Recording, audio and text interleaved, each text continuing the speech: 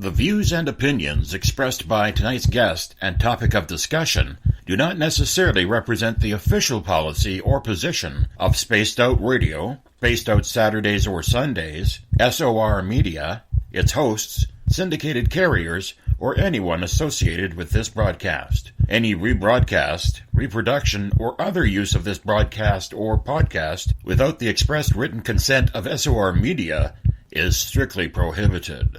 Listener discretion is advised.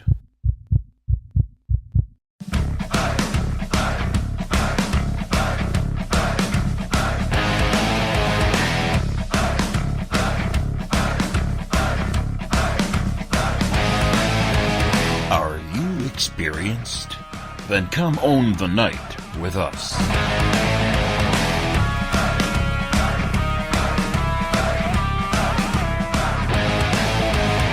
Little brother has taken control, shoveling dirt in every hole. Predators to condemn your soul, watching you and watching me. We're all stationed atop the mountains of British Columbia, live from SOR headquarters.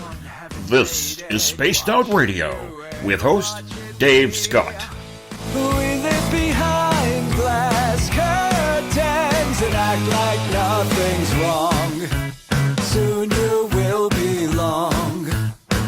You can follow us on our website, spacedoutradio.com, and on Spaced Out Radio on iTunes. You can follow Dave on Twitter at Spaced Out Radio, and on Instagram at Dave Scott SOR, on Facebook at Spaced Out Radio Show, and on our YouTube channel, Spaced Out Radio. Brother wants to make headlines, be immortalized. Everyone's got an electric eye with the digital spies. They've watched you for so long. I know you're out there somewhere watching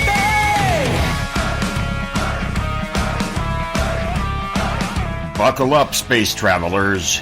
It's time to go for a ride on Spaced Out Radio with host Dave Scott. I know you're out there somewhere. We've watched you for so long. Wait for you to fall. We'll expose you all. I know you're out there somewhere watching me. It's Friday, January 26th, Saturday, January 27th. If you're on the East Coast or across the pond, and this is Spaced Out Radio.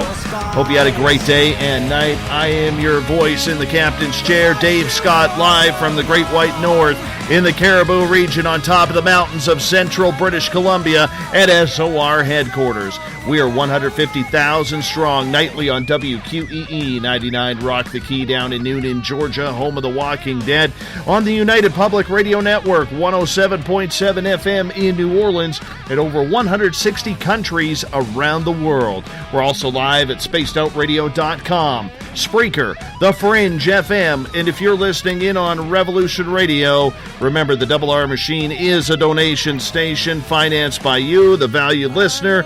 Head on over to freedomslips.com and donate today. We're all over social media. You can follow us live right now on periscope.tv. We're on Twitter at Spaced Out Radio. Give our Facebook page a like, Spaced Out Radio Show. On Instagram, Dave Scott, SOR. Subscribe to our YouTube channel. Go to youtube.com/Spaced Out Radio for our archives. And we're on iHeartRadio in the United States. TalkStream Live. Tune us in on TuneIn. Download and subscribe to our shows on iTunes. Our website, of course, is spacedoutradio.com. We have a GoFundMe account going on right now, trying to raise funds to improve our broadcast system, build a brand new studio. If you have the time to either share or donate, go to GoFundMe.com/We Own the Night. That's GoFundMe.com/We Own the Night. We're also rebuilding our Patreon account, so for as low as $1 a month, you can become a patron of SOR. at patreon.com/Spaced Out Radio. If you head to our website, you can read up on the encounter online dealing with everything paranormal, strange, and odd. Shop at our Spaced Out Radio store. Read up on my latest blog or watch great videos from UFO seekers Tim Doyle and Leslie Mitchell Clark's Contact TV. All right, tonight is the final Friday of the month, which means it's time for us to bring in the crew for the SOR Paranormal Round Table. Now, we're changing the format a little bit tonight, going back to the original where our panel doesn't even know the questions that will be asked. They're going into every answer cold. I like it better this way. It's the power I love, the power. Anyhow, so they're going to have to be sharp and answer the questions to the best of their ability. We love to laugh, we love to discuss, we love to debate on this show, so here we go. Tonight, our panel is Rich Giordano from the Paranormal Code, from Spaced Out Saturdays, Joseph Roop, and Light in the Void, and the Fringe FM, and from Spaced Out Sundays, Cosmic Passport, the beautiful, the talented Elizabeth Anglin. Lady, gentlemen, how are we all doing tonight? Great. Good. How you doing? Good. I'm good. Can you believe we're already at the final Friday of the month? I mean, that's just ridiculous. Ridiculous. Yes. Of 2018 already. It's almost February. How does that so happen? wrong. I don't know. I don't know how wrong that is. I really don't. But it's a little weird, a little strange, and, it's something where, you know what? Time moves forward. We got to deal with it. Just the way it is. So we're off and running on the first SOR Paranormal Round Table of the night. So Liz, what have you been up to? I have been trying to deal with my mundane activity challenges, which is organizing myself to put new stock in my shop and do new things to make more money, and also get my books written, and also get the book Alien Discussions printed.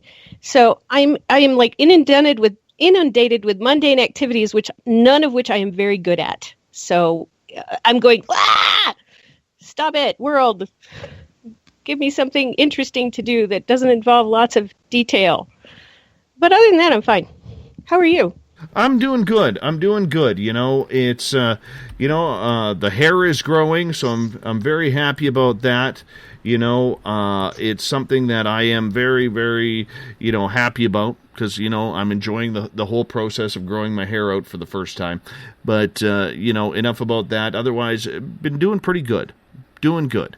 And I'm, I'm just antsy. I'll be honest with you. I'm antsy. I'm antsy because I want to get this show onto the terrestrial, and, we're in that waiting and holding pattern, and, that all small businesses at one point or another have to go through, and it sucks, but you know what? We're working on it. So that's the main thing. Joe, how you been doing? And I'm riding the wave and living the dream as always, brother. You know that. Excellent. Oh, excellent. Excellent. As long as you can live that dream, man, sail away, sail away, sail away, as Enya used to sing. And I know you're a big fan of Enya. Oh, yeah. That's the way I look at it. And Rich Giordano, what's new with you?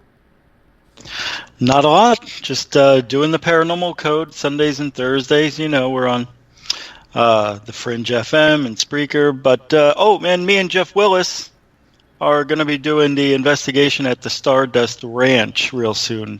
Oh, very nice. So we got some interesting stuff going on. Yeah, man. And doing well. Thanks for asking. Did John Edmonds finally sell that place?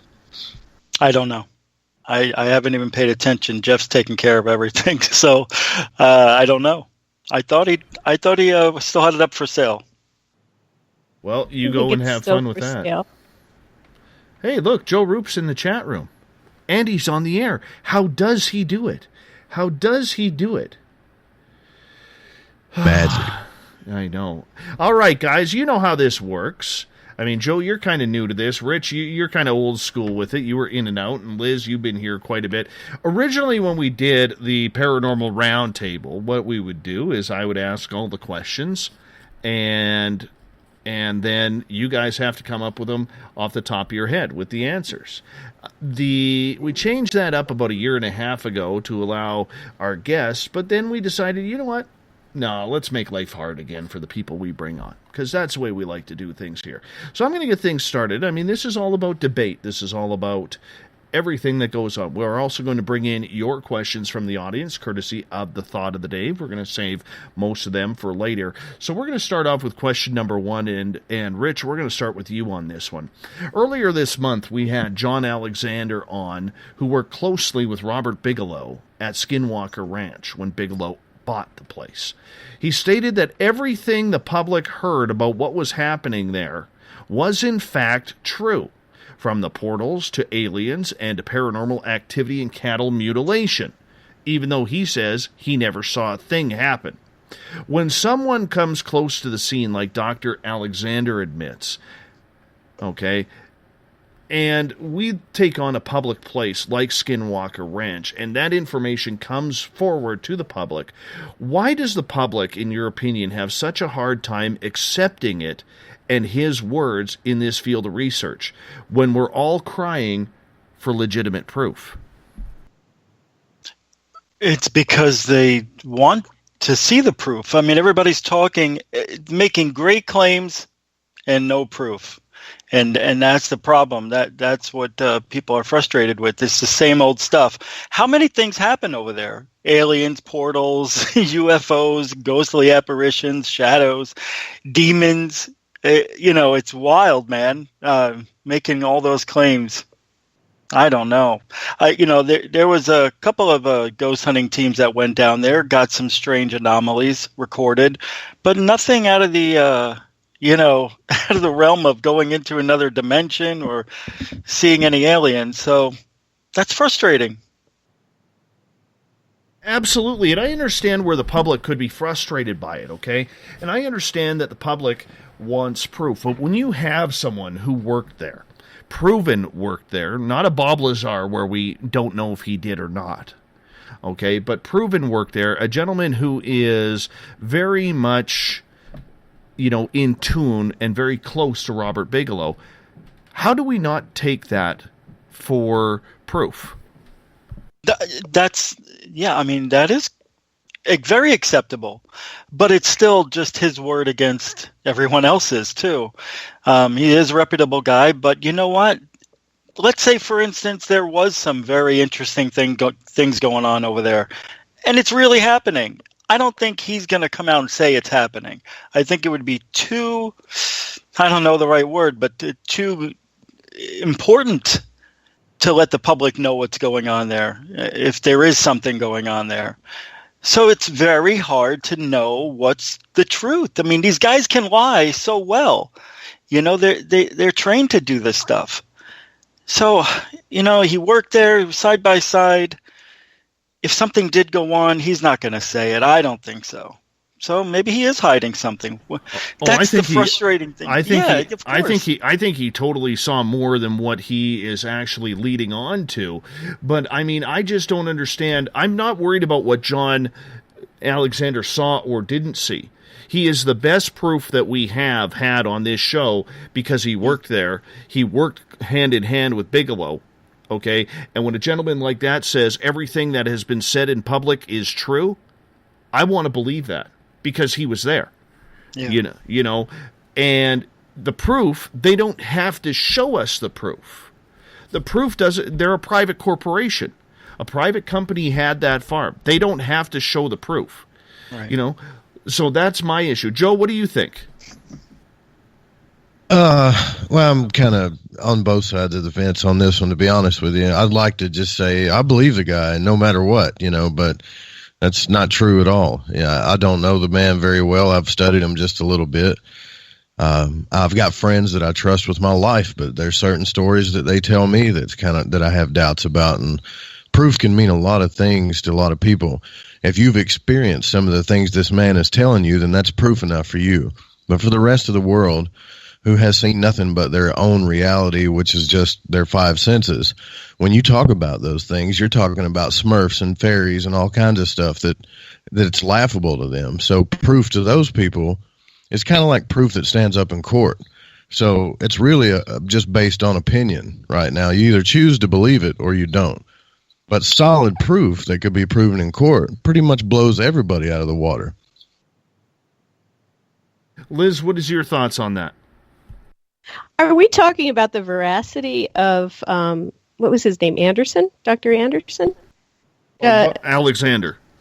Alexander. I think that, to the extent that he is a truthful person, he did sound like he was talking with veracity. But what's interesting about this whole conversation is that if I were to talk to him, he would chalk me up as a Looney Tunes. So, we're asking, do we believe that he has any proof? Well, I don't have any proof of the things I've been through. He doesn't have any proof of the things he's been through. In his world, I would be Looney Tunes because I've been through a lot of things that are very similar to what he's been through and more. He's not a Looney Tunes in my worldview. So, again, I agree with Joe Roop on this. It's if you haven't seen things like that, it's not proof. It's never been proof anytime I've talked to anybody, anytime I've talked about alien experiences and the hybrid program and other things like that. If I could get a crashed disk with a dead alien inside with some material that didn't exist on Earth that could be analyzed in a university lab and with a chain of custody, and I would have proof. But I don't, and he doesn't. And I'm no more Looney Tunes than he is, and he's no more Looney Tunes than the next person. We just both don't have proof. Well, he does have proof, though. John Alexander does have proof. He was there. Whether or not he is telling, even though he wouldn't tell us exactly. Well, what is proof? It's not proof. What is proof? And there's not scientific proof. He can say it, and he can give testimony to it. But like I said, it's not proof. I have a physical implant. It's not proof. I was places. It's not proof. He doesn't have any proof if he doesn't present it in such a way that science or that you could put it in a paper and say, we analyzed this came from here, it was that's proof. He hasn't given us that. He gave us some testimony. It's not proof. It's just testimony. Anecdotal. Yes. Very anecdotal, but the fact is, at what point, though, do we have to be, as a public, satisfied with that, though, Liz? I do not believe that we should ever be satisfied with not proof. I think that people who give anecdotal evidence and testimony out of the veracity, if they are by and large truthful people, they're telling the truth. You could put them under a polygraph, it wouldn't change anything. They would still be telling the truth. I think we should listen to those things, consider those things, find ways to study those things, and keep looking for proof. Rich, what's your opinion? Yeah, I can only mirror what she said. That's exactly right. That's not proof. Words are words. So anybody can say anything. It's proof to him, of course, because he had a personal experience, and that's the only way you guys are ever going to know for yourself is if you go out there and do your own research. But in this case, I agree with everything she said. Joe, are you agreeing as well? Because I am not. I'm waiting. I'm waiting to hear yours. I think I kind of initiated that proof circle, so absolutely. I'm not concerned about what the public thinks at this point. Even though it is annoying, certain things don't get taken seriously. There's two types of disclosure we're talking about here. Most of us have already had our disclosure with our own experiences. But if we want the public to have disclosure, there's only one way to do it. Because the kind of proof that you're asking us to believe in right now is, it's anecdotal. It's either because I've had the same experience and I trust you, or I choose to believe you out of faith. That's not really proof, and the public will never buy into something like that, no matter how much we want them to. Mm-hmm.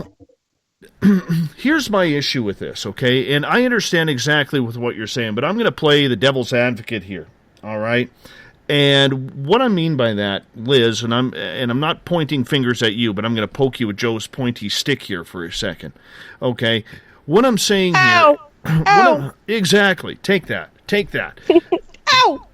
Anyhow, in this realm, okay, we have to take proof at any way we could get it because there is very little that we can actually trust.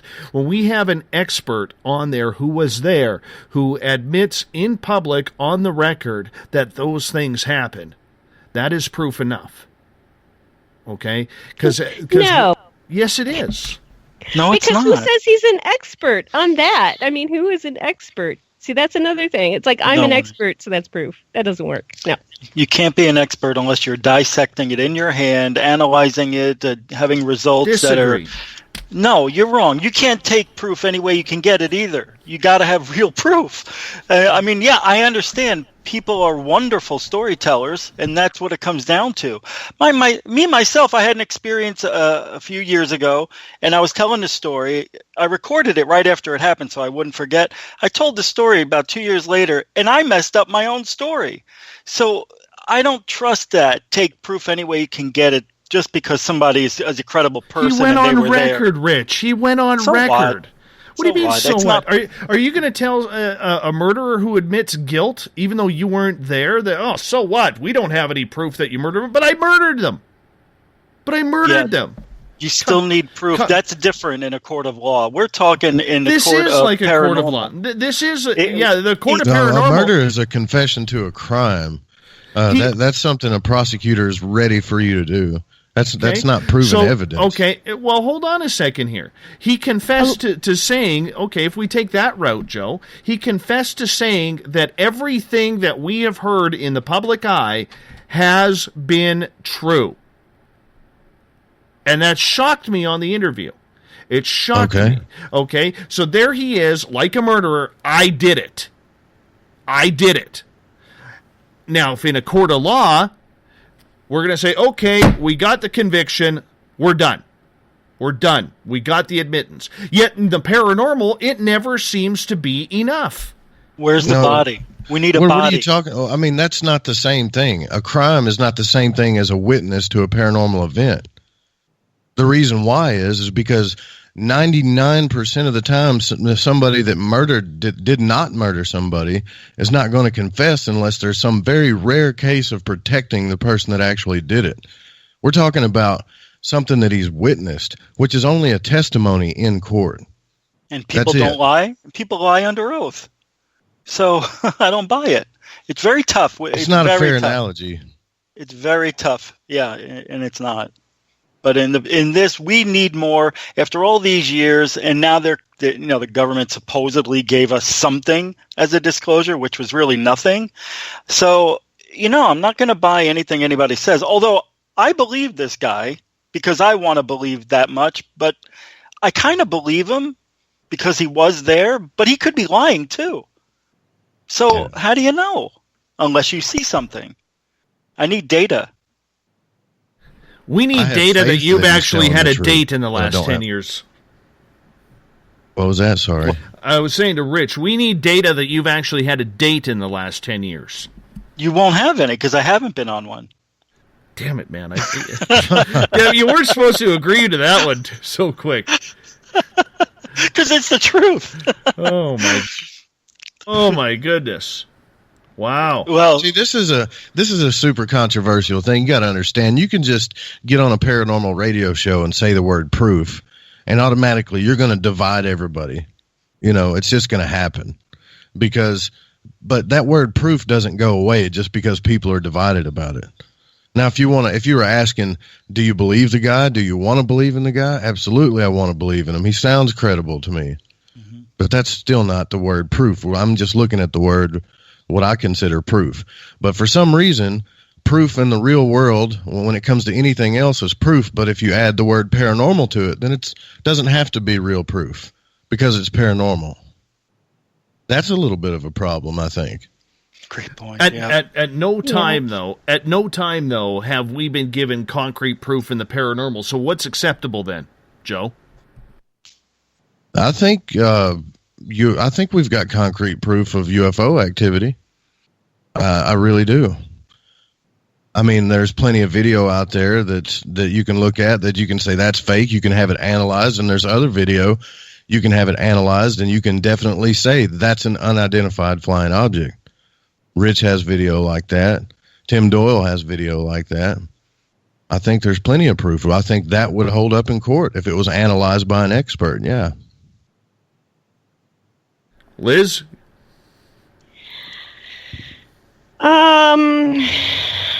Yeah, I think there are ways to give evidence and convincing evidence, but proof, we have evidence that we have good evidence that this is this, or that this phenomena is truly happening. What it is, in the bigger scheme of the cosmos, how do you give proof of that when there isn't even a scientific proof? There's no mathematical algorithm for coming up with what the cosmological worldview is going to be for that proof. So you can have one tiny bit of something, and it's like the way there used to be meat would get flies flying out of it eventually. And so there was this idea that, meat turned into flies, not that, flies laid eggs on meat and they became maggots and then flies flew off again. It's if you don't have a cosmological perspective of what you're looking at, you can give evidence of a phenomena happening, but you may not even understand what that phenomena is. So how do you give proof of it? Proof is really hard. That's my opinion. Well, I understand. I understand that proof is very hard, but at some point, we have more proof in this through eyewitness testimony and videos. Can I add to this one? Because sure you can. Because what constitutes proof in the paranormal, which is very, very hard, because you're at different locations, different times of day, weather conditions, how many people are there, the energy, the ground, the walls, everything comes into play in the paranormal. But when you have certain sensors and devices that can pick up like the Mel meter, and you got this other thing, the Jacob's ladder, and you produce the energy to make these spirits arise, and then somebody does it at another location and the data matches, there's some evidence that we could work with, because now we have something similar. So that's the evidence I like to see in all of the paranormal, where it's all comparable to one from one place to another. And wow, that happened over here. That was a disc. Okay. This trace evidence here, the leaves, they change color on the outside, but the inside of the tree was normal. That happened with this oblong-shaped craft in this other location. So that's a match. And it takes years to get this data. So that's why it's very difficult and frustrating. And plus new equipment, new thoughts arising, ways of, capturing this stuff. If we can match it up and get enough data, we could use that as proof. Maybe not in a court of law, but paranormal court. But again, we still get to the problem of proof of what? Like Patty Greer thinks crop circles are earth energy. I know, it's tough. Didn't they have a group of people that actually went out and performed crop circles? Yes. That showed them that they could do that? But the makeup was different. Yeah, it wasn't like good. the other ones, yeah. There was more. That's a big debate, too. Yeah, because there was radiated energy, like a microwave burst that was real high from the expulsions that came out of the crops, where they exploded, more violently towards the center, towards further outward. The expulsions weren't as severe, and the plant wasn't that much damaged as it was in the center. So that is really good trace evidence of something taking place there with energy, and it happens in a lot of crop circles. But people still want to remember Doug and Dave, or whatever those two guys were with the boards. It's amazing to me. But who knows? But, you can't prove you can't prove, that there's 9 dimensions, even though you've traveled them. You can't prove that there's 50,000 races, whether interdimensional or 3-dimensional. You can't prove that stuff. I mean, it's easy to say, well, we're never going to prove this. You definitely can't take it to court, and you can't put it on a table and analyze it. But I mean, but let's stick to the stuff we can prove. What is an unidentified flying object? That's exactly what it is, an unidentified flying. Let's start from there and work our way up as high as we can. We don't have to try to prove everything under the sun. The bigger Yeah. the claim, the more proof you need, though. But there is something to sort of anecdotal evidence, and there are realms of science where that works. And this is a field where the skeptics have been incredibly harsh on people giving that anecdotal evidence, because you can make a map of what something is by the evidence you collect about it. Just like if you were a topographer or geographer, if you collected a bioecologist, if you collect evidence about what an ecosystem is, you can make a map of that. You can make a map of the paranormal based on how many times people, like he says, this oblong craft came here and the leaves on the tree ended up like this. And this is how many times people have seen it, and this is where they've seen it. And we don't allow that to happen in the paranormal. We don't engage ourselves in scientific discussion that is open to other realms of science by gathering this type of evidence. And therefore we get a lot of opinion coming in that, well, it's the 9 different dimensions, or you're ascending to this level, or these guys are from here. And that's opinion. That's not based on somebody collecting data and saying, okay, so many times, so many people have seen triangular craft, these things have been happening. And this is what's happened in that area, and this is what's happened to the people who've seen it. And collected really good, solid statistical evidence leading to proof.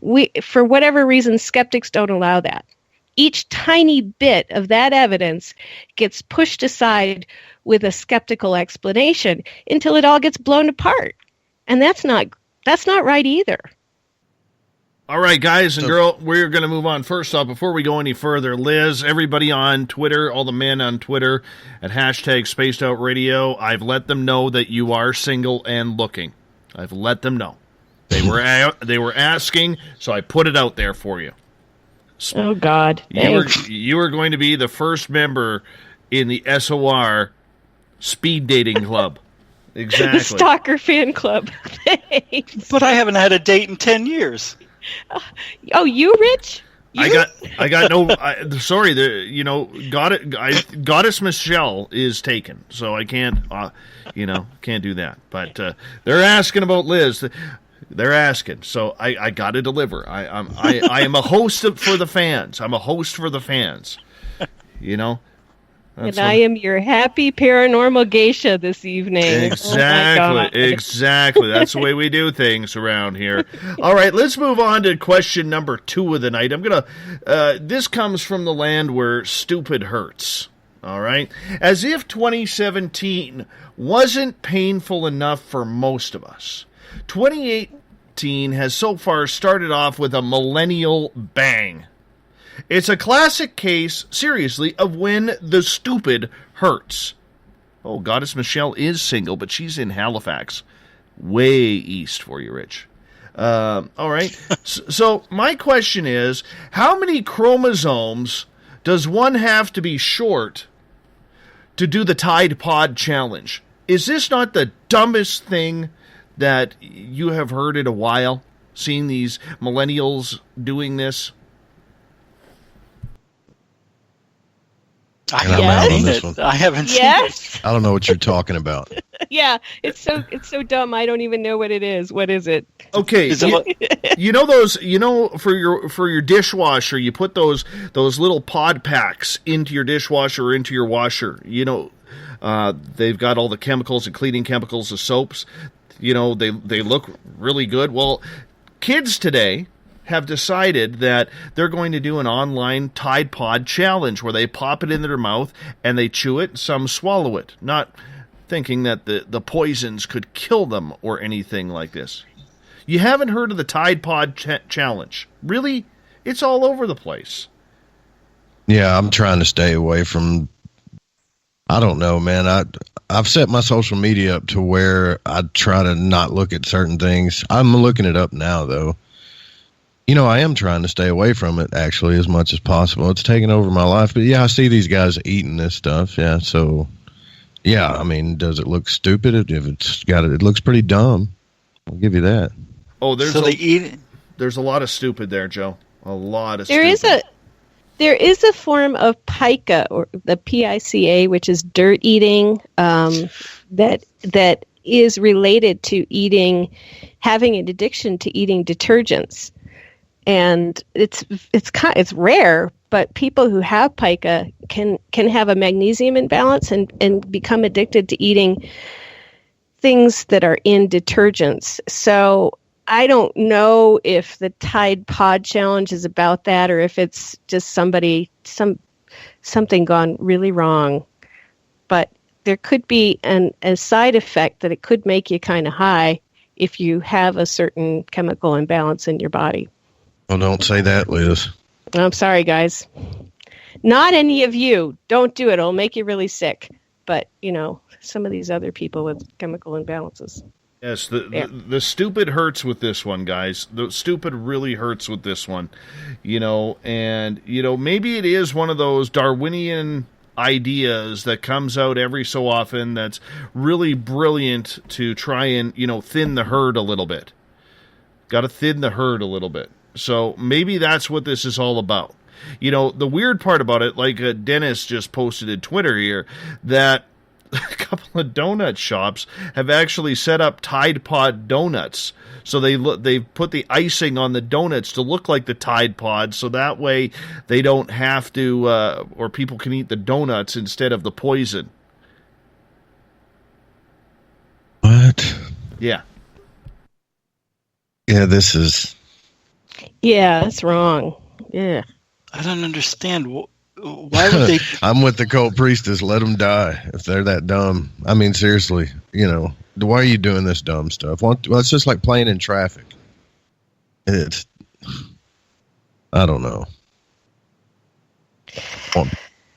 I know. Well, we listen to heavy metal music, and that was dangerous. Was it? Pop rocks. We ate pop rocks in my day, and those could blow your head off.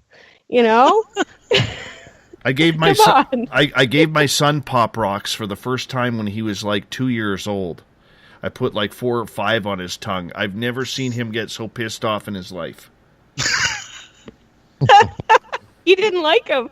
No, he didn't like them. He didn't like them whatsoever.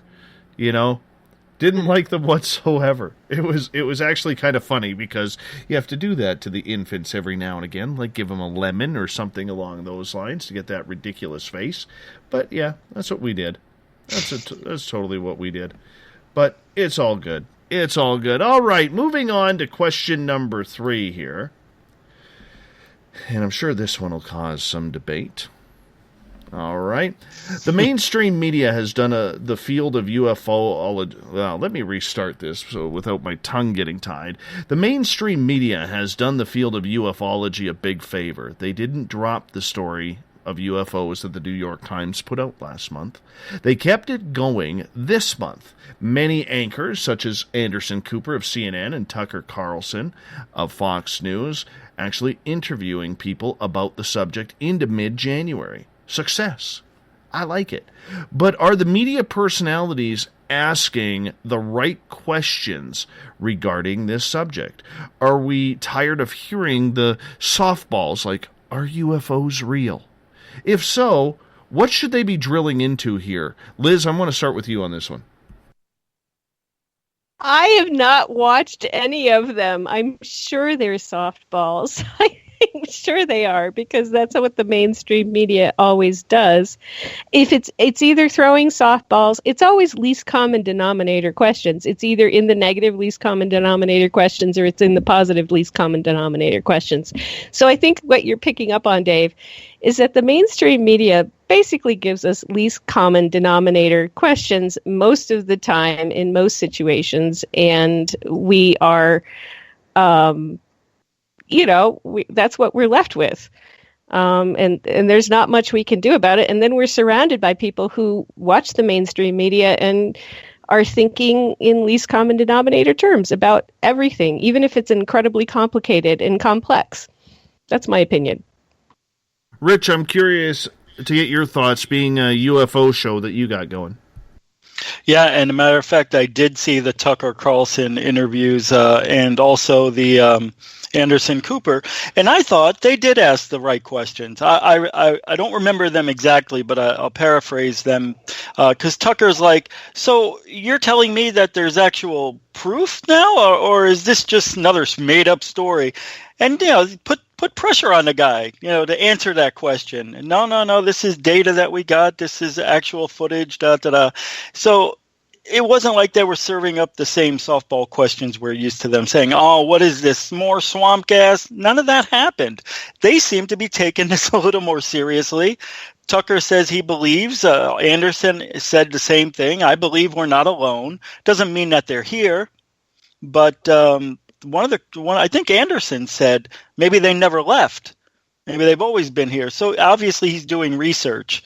So I'm finding it very interesting how the media, mainstream media is playing this, even into 2018. I'm telling you, this year, it's going to be special. Joe, your opinion with the mainstream media on this? Well, I really don't know because I'm just learning about journalism myself. I'm curious to know what's more important to them because it seems like what's the most important to them is to try to get onto the story first instead of what questions they ask. And I mean, maybe you could correct me there wrong, Dave, but I would like to see somebody be the first to ask a question that's on everyone's mind instead of just making sure that they ask the basic questions or they're the first ones to get to the story. I mean, is that your experience, Dave? Because that's what it seems like to me. It seems like they're just trying to be the first ones to cover it or get it out there and not really worry about the content too much. My opinion is a little bit different here, guys, and I'm going to, put my old journalist cap back on, with the big word press on it. And one of the things that I am very, very intrigued about in this story as I follow it is what I mean by softball questions is we're not asking difficult questions for two reasons in the mainstream media. Number one, I think either the government or the To the Stars campaign, whoever is really running this, has done a perfect job at playing the media. Number two, I think the media does not know how to ask the questions that the public or the people or the researchers in this field need answered because for so many years they made fun of people like me or you guys on the panel or our listeners who have had experiences. They've made fun of us. Okay, they never said, they said, there is no journalism in the paranormal. That's just a bunch of hogwash. They would laugh. And that's being truth. I'm not trying to get all dramatic here. We're talking the truth here. Every UFO story that ever came on, of course, had to have the X-Files theme song. Every paranormal story that came on would have to have Twilight Zone type music. They made fun of these stories. That they weren't real journalism. And then all of a sudden, boom, it happens last month. Luis Elizondo becomes the face of it, not Tom DeLonge. And here they are, caught with their pants down. So if you look at it this way, guys, the media always wants to talk to the big dog on campus. Right now, that's Elizondo. All right, it isn't DeLonge, it isn't Stanton Friedman, it's Elizondo. Okay, so their figuring is, well, we got Elizondo talking about this. We don't need people like Grant Cameron, Richard Dolan, Stanton Friedman, Linda Moulton Howe, or whoever you want to choose to now come on and to come on the air and bring those questions that this field has been researching for decades.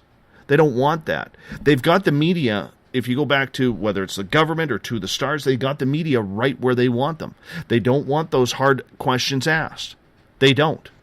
And that's why we're seeing what we're getting. Because I know I got about 50 questions that I'd like to ask. I just don't have the opportunity to because they aren't responding to any media requests outside of the mainstream. Yeah, but they only got 5 minutes to do these interviews too. It's not like they give them an hour. You know, I know they could pick better questions, but I thought I saw a huge improvement, that it was taken more seriously than ever before. Rich, I'm not disagreeing with that. I'm not disagreeing with that. But think about this for a second, okay? The whole process has seen a beautiful, beautiful running play where you have now separated UFOs from aliens. So if you go to talk aliens, no.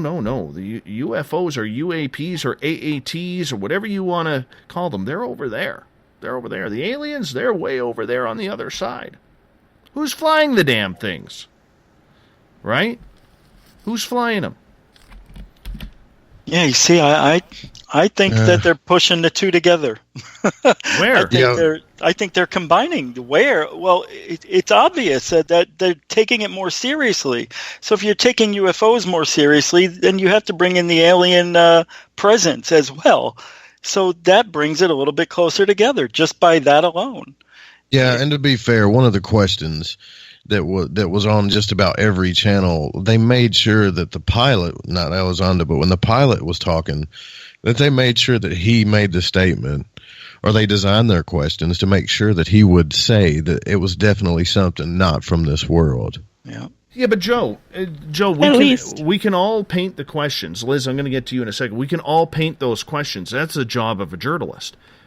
You know, paint the questions to get what you want, because you want that soundbite. What's the soundbite that sells? Exactly. They were not of this world. That's the soundbite. That's easy to do.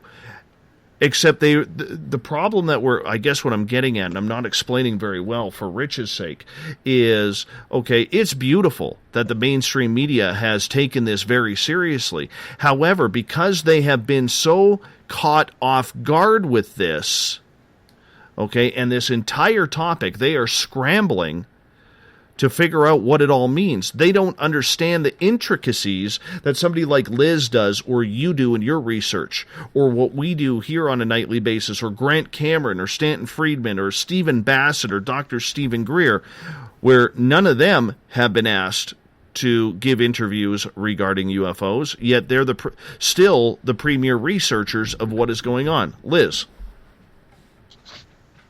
Well, yeah, I mean, how long does it take? We've had people with good evidence. We've had truthful people with good evidence for a long time.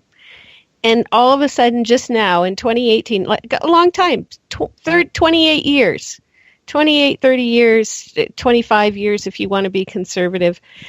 All of a sudden, we have in 2018 the mainstream media not totally diving into who was this pilot and how he was so screwed up that he has all these issues that he could think that was something out of this world.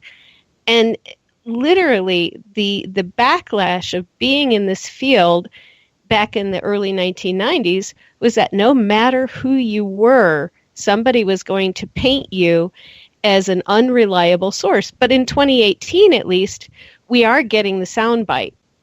And that even though it's a short little LCD soundbite, at least it's a positive one, and nobody is painting anyone as the unreliable source. I think that's okay. But it doesn't go into everything that we've had, that we've known about for the past 30 years, and we still have a long way to go to get there, to bring people up to speed or to even get them up to speed. So, yeah, it's like we have people who are 28 years ahead of what just happened this year. And I don't know. I don't know how the rest of the world will handle that. I guess I have no clue. Joe, what's your thoughts?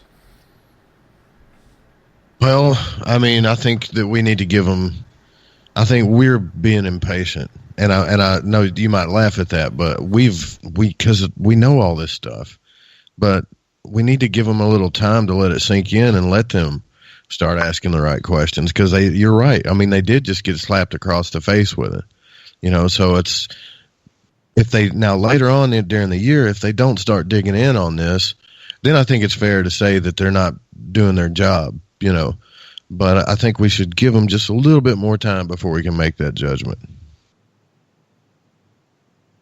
I disagree. And I'm going to play the devil's advocate here on for a second. And the reason why I disagree is, when you're on the other side of the microphone and, there's a lot of times when you see interviews and you're like, damn it, why didn't you ask this question? Why didn't you ask that question? And I still believe it's because the mainstream media has not been prepared for this topic at all, that they were unprepared to handle these interviews. It doesn't matter if it was a 5-minute interview or a 12-minute interview or 1 hour. And like I said, if you listen just a couple of nights ago when we had David A. Schultz on, I mentioned to him, like, Joe, why hasn't the To the Stars campaign replied to any of your requests? They haven't to mine. They haven't. They said to talk to him in the new year. I've sent 2 requests in. They haven't got a hold of me. I think I realize we're not the biggest show, but I think we're one of the important shows out there. And other shows are not getting responses either, from what I have heard. Yet, they'll trot Luis Elizondo in front of somebody. Yes, bigger audience, bigger airplay. I get that, okay? But they'll trot Luis Elizondo or Chris Mellon in front of somebody who couldn't tell a UFO from a paper airplane. So who are you blaming for that? Well, I think it's a brilliant tactic on the To the Stars campaign combined with the government. And to me, it sounds like the government, and I'm being totally speculative here, so Gail in the chat room does not rip me on this. This is my opinion, not fact. My opinion. I think that there is a tie-in between the To the Stars campaign, Robert Bigelow, and the United States government. And I honestly believe, in my opinion, Gail, okay, that they are controlling the entire media process on this, and because the mainstream is now taking this story seriously, they've got the media right where they want it, because the media does not know how to ask any tough questions regarding this. In the last 30 years, since Stanton Friedman came out with the Roswell story and all that other stuff, and Bob Lazar and all this, we had to go through a process too. Everybody's going through. The media is going through a process. I think they're slowly letting it get out and have it get assimilated with the thought, so the public can react really well when maybe 30 years from now there will be disclosure. So maybe this is just that part of the iceberg at the tip where we're seeing the beginning of what could be real disclosure 30 years from now. Rich, I would totally agree with you. If you, or pardon me, not you, but if they had interviewed people in the field. They have not interviewed Grant Cameron. Okay, they haven't interviewed Richard Dolan. They haven't sat down and interviewed Stanton Friedman, he's been on CNN how many times over the last 30 years? Okay, they haven't talked to Stephen Bassett. They haven't talked to Dr. Stephen Greer. They haven't talked to Mike Barra. Okay, or any other of the major UFO researchers out there. The job of the media is to tell both sides of the story. They're only telling Elizondo and the government side. They aren't going to these people who have made a living off of this for the last number of decades and haven't got their opinion at all in it. At all. I understand, but Joe said I think we are being a little impatient. This just happened. I understand you want to get other people, but who've been in the field for 20, 30 years. Yeah, but it's not a one-on-one interview, Joe. That's not what I'm saying. And no, the media is not owned. Okay, I'm tired of seeing that. The media is not owned. All right? But what I'm saying is when you are putting a story together, whether it's on the radio, newspaper, or television, you have a point and you have a counterpoint. All right? You have point and counterpoint. We're getting the point. We are not getting any sort of counterpoint or questions from anybody in the field because the media was caught off guard. And yes, they are learning. Yes, they're going to have to learn that they have to take this story. And I agree with you. okay, on that. They're going to take this story a little bit more seriously. But on the flip side, all right, on the flip side of it, if you are going to give a report that is honest and true, you would interview someone else outside of the To the Stars crew. Somebody who you already have information to get a hold of. How hard is it to find Stanton Friedman or Grant Cameron or any other name that I've dropped? They haven't done it.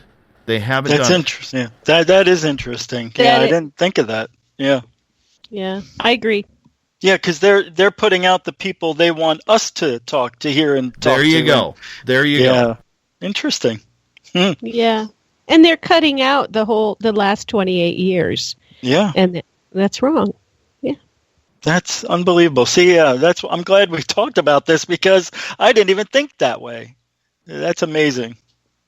Well, you know what? It's an important topic, guys. And, a lot of people have, besides a very few, a lot of people have pounded me like, why will you not let this go? Why will you not let this go? And why do you keep bringing it up? Because to me, from my background, the way I was trained, coming out of college and working 10 years in radio, okay, it was point counterpoint.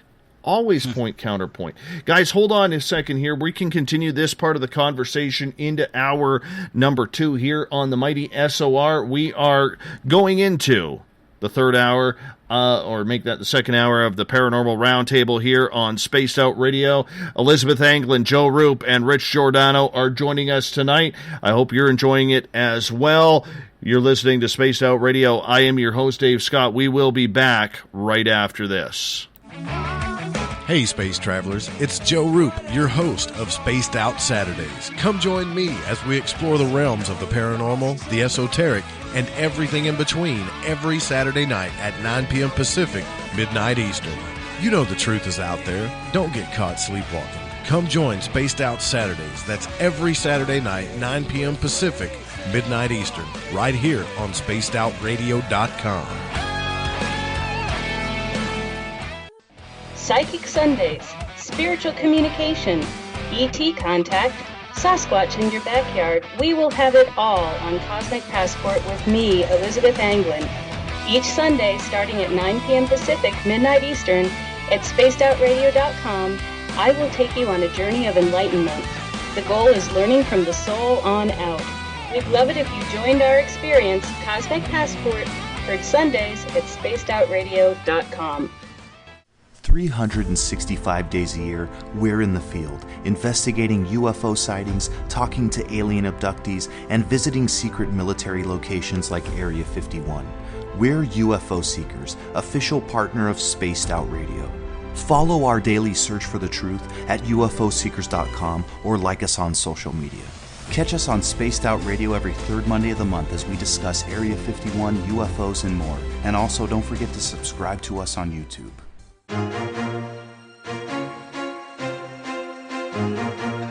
From coast to coast to coast, Blacklight Uncharted is taking on the paranormal across Canada. From ghostly hauntings to the UFOs flying above in conjunction with MUFON Canada, we're closely investigating what's going on in the northern skies and checking out the apparitions that walk among us. Check out our videos right here at spacedoutradio.com. We want to know your thoughts, we want to hear your experiences, and we want you to share your stories. The answers are out there, and we intend to find them. Would you like to become one of our space travelers? All you have to do is click on the Space Travelers icon at spacedoutradio.com. For only $5 a month, you can get access to some great prizes, as well as private monthly shows, newsletters, and a members-only section on our website. Become a space traveler today.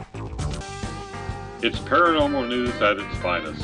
Welcome to The Encounter. At spacedoutradio.com, The Encounter online is SOR's trusted news source for everything weird and strange going on around the world.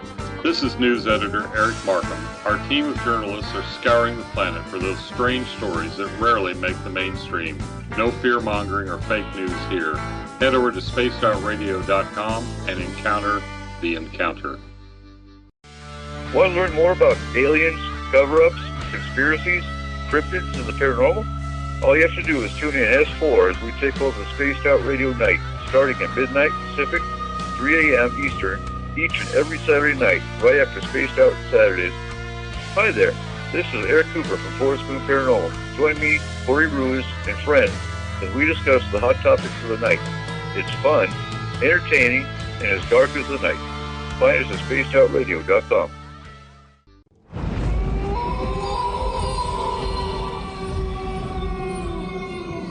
Hey, this is Canadian Paranormal Investigator Mike Moore. The third Wednesday of every month, I'll be teaming up with Dave Scott to bring you Ghosts of the Great White North. Each month, we will bring on guests from across Canada to discuss their ghostly encounters. Canada is a paranormal hotbed with stories you've never heard, so we're going to bring them to you. So get comfy on your Chesterfield, grab a donut, and join us, eh?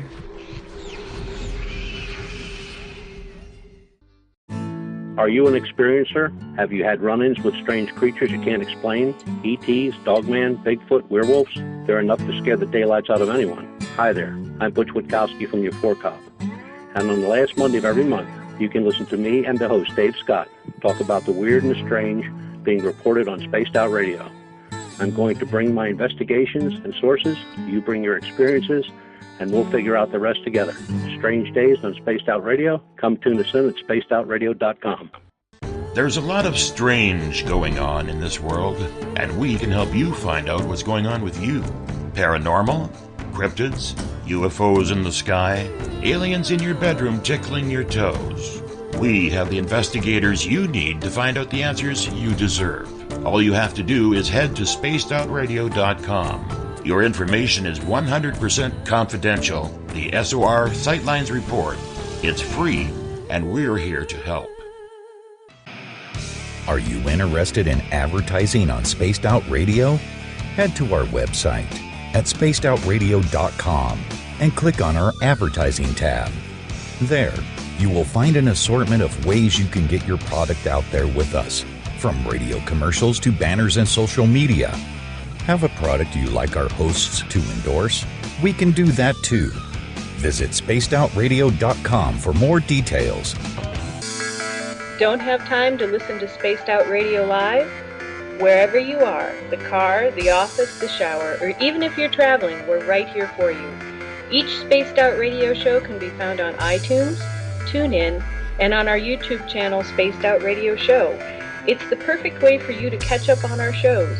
For more information, just head over to our website, spacedoutradio.com, and tune in to us today.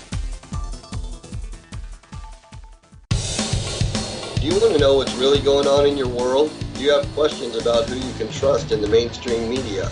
Then look no further than the Rebel Planet. Come get the straight answers right here at spacedoutradio.com. Join me, Jamie Sexton, creator of Rebel Planet News, as I fill you in on the stories behind the stories. All you truth seekers, be sure to tune in to Rebel Planet on spacedoutradio.com the third Thursday of every month.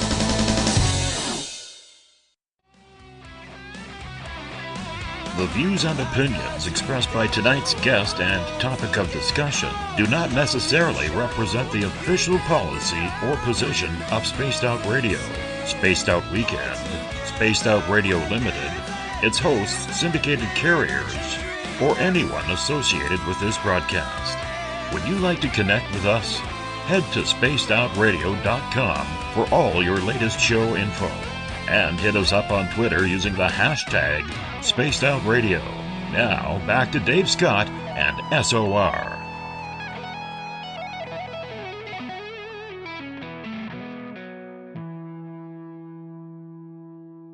Welcome back to the second hour of Spaced Out Radio tonight. I am your host, Dave Scott. Great to have you with us on tonight's program. Tomorrow night on the show, Joe Roop will be back with Spaced Out Saturdays, and then Elizabeth Anglin's Cosmic Passport on Spaced Out Sundays. Both shows starting at 9 p.m. Pacific, midnight Eastern Time at spacedoutradio.com. We want to welcome in everyone listening in on WQEE 99 Rock the Key down in Noonan, Georgia, home of The Walking Dead. We are live as well on the United Public Radio Network, 107.7 FM in New Orleans, and over 160 countries around the world.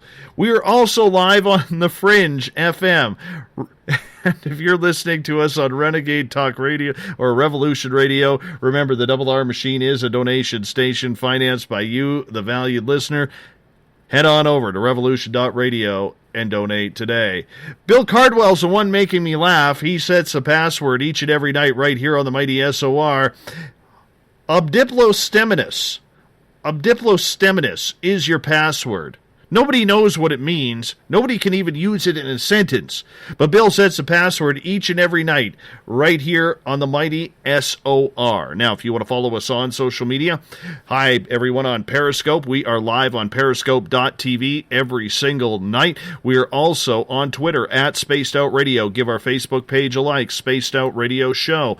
On Instagram, you can follow me at Dave Scott, SOR. Subscribe to our YouTube channel. Go to youtube.com/Spaced Out Radio. If you want to check out our archives, we're on iHeartRadio in the United States, TalkStream Live. Tune us in on TuneIn. Download and subscribe to our shows on iTunes. Our website is spacedoutradio.com, where we have a plethora of features for you, including joining our Periscope. Yeah, join our Periscope. That's kind of cool. Make sure you subscribe to that. You can also shop at our Spaced Out Radio store. Rock out to some Bumblefoot. Read up on the encounter online. Watch great videos from UFO seekers and Contact TV, and so much more. Now, it's the final Friday of the month. We have Rich Giordano from the Paranormal Code.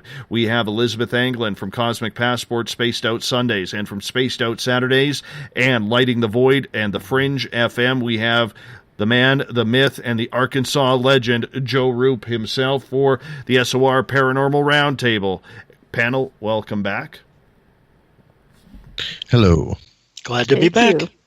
Apparently, obdiplostemminus means having the stamens in two whorls with those of the outer whorl opposite the petals. Whatever the hell that means. I don't know. I'm waiting to see if I got a big mention or not. And apparently, I don't know yet. We're waiting. But that, I don't know where Bill comes up with this. Honestly. Do he and Katie sit there with his wife, Katie? Oh, we got a big mention.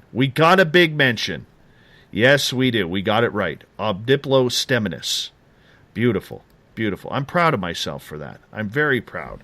It's got to be a thesaurus, a thesauruses, right? That's not even something that would be in a thesaurus. That's a big word that nobody uses. It's a science book or dictionary or something. Science book word, yeah. Oh, I agree. All right.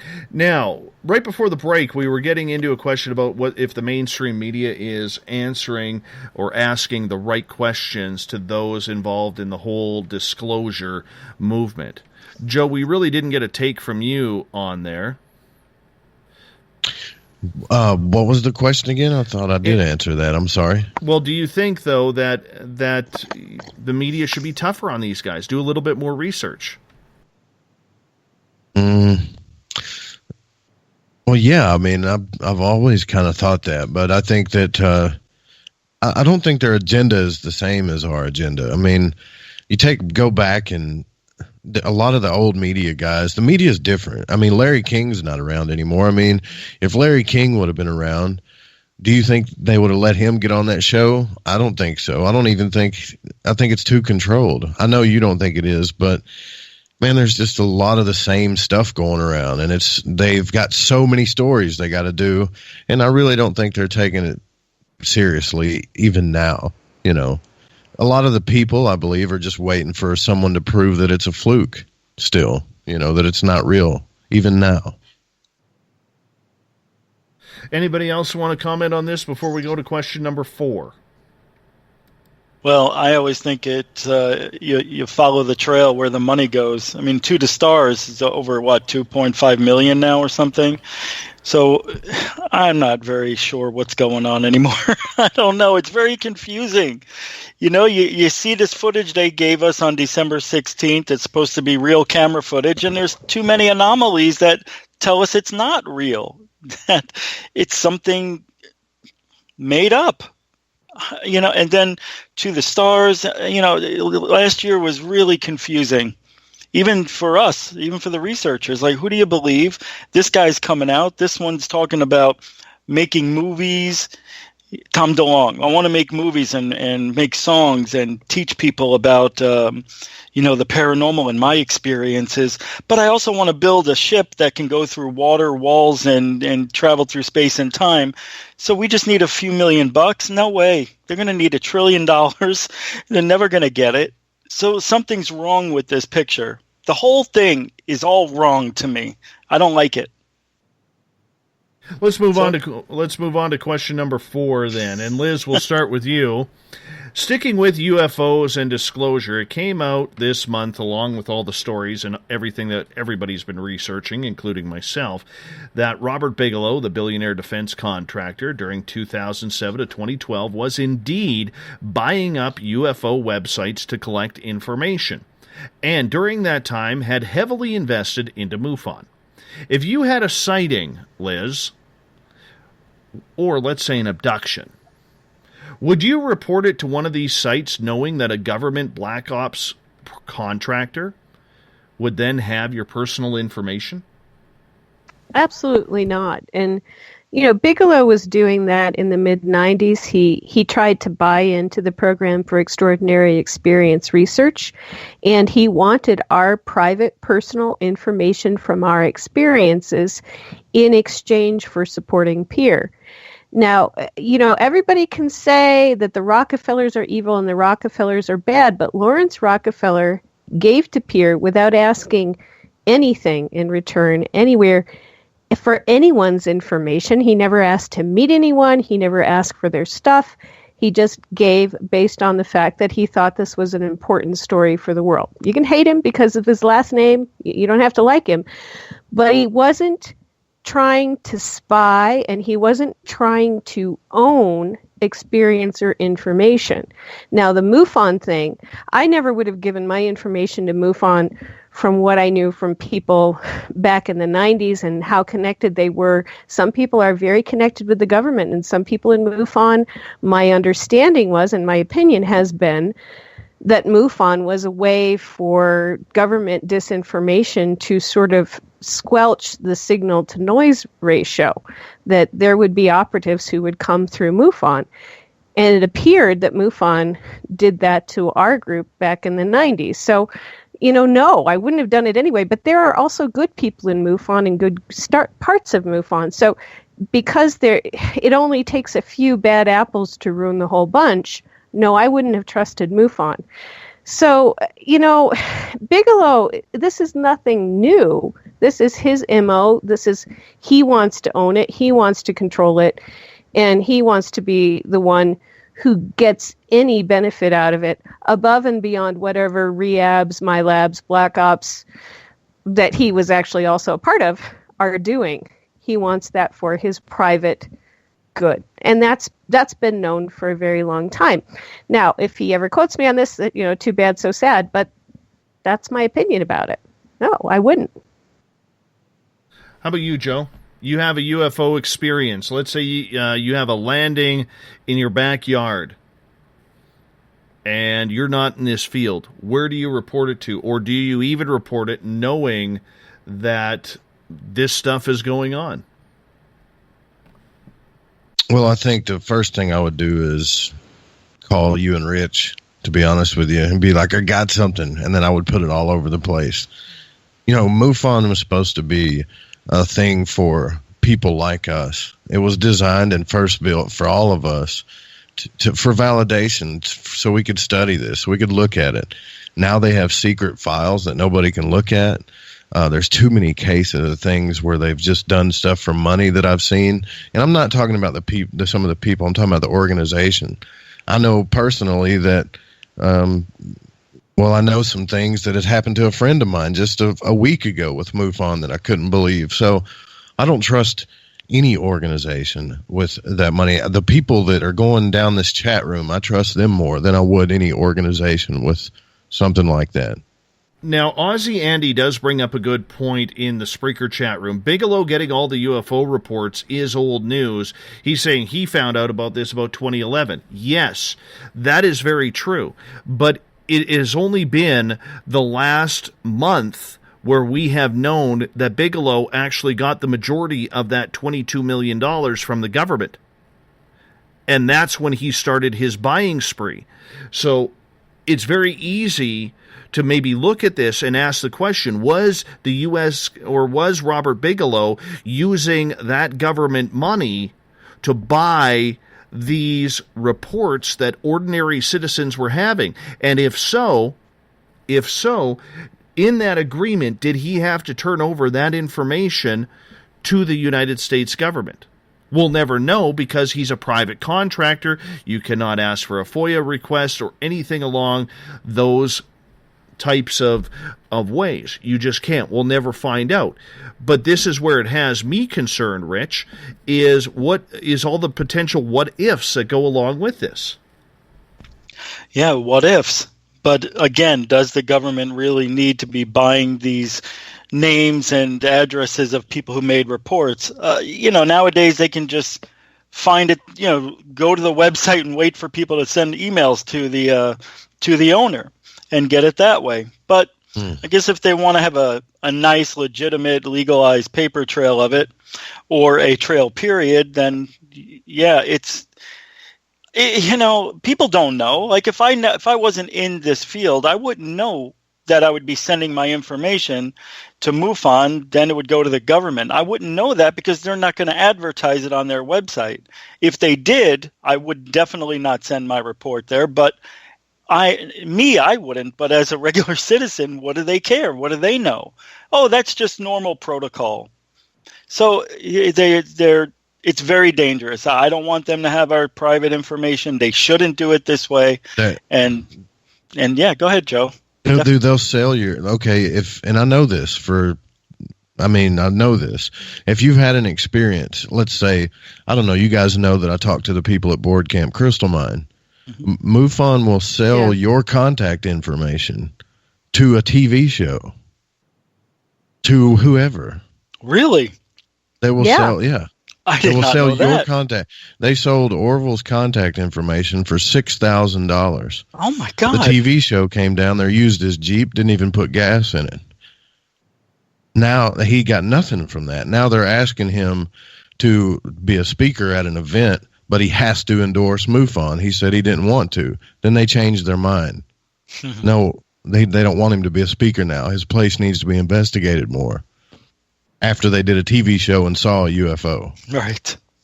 Right. Do I trust any organization like that? No. I want to get to Gail's. Not anymore. I want to get to Gail's point here on Periscope. She says, the government already knows all that stuff. Yes, they already have your personal information, Gail. They don't know if you're one of the ones who's been contacted by extraterrestrials. And then she goes on to say, they, being Bigelow or the group, said they did not sell it. How do we know? How do we know? He doesn't have to admit to anything. He doesn't have to admit to anything that because he's a private corporation. He could tell you what he wants to hear. He could tell you that the sky is purple. Right? I mean, that's what it comes down to. You know, we don't know. That's the problem. He can deny. The government denied that they were researching UFOs, yet we find out they put in $22 million minimum into this project between 2007 and 2012. So the real answer on that is we don't know. Unfortunately, we just don't. And if somebody came up to me and said, well, Dave, where do I report this to? I would say, okay, I would go to Peter Davenport's group in Washington State. I would look at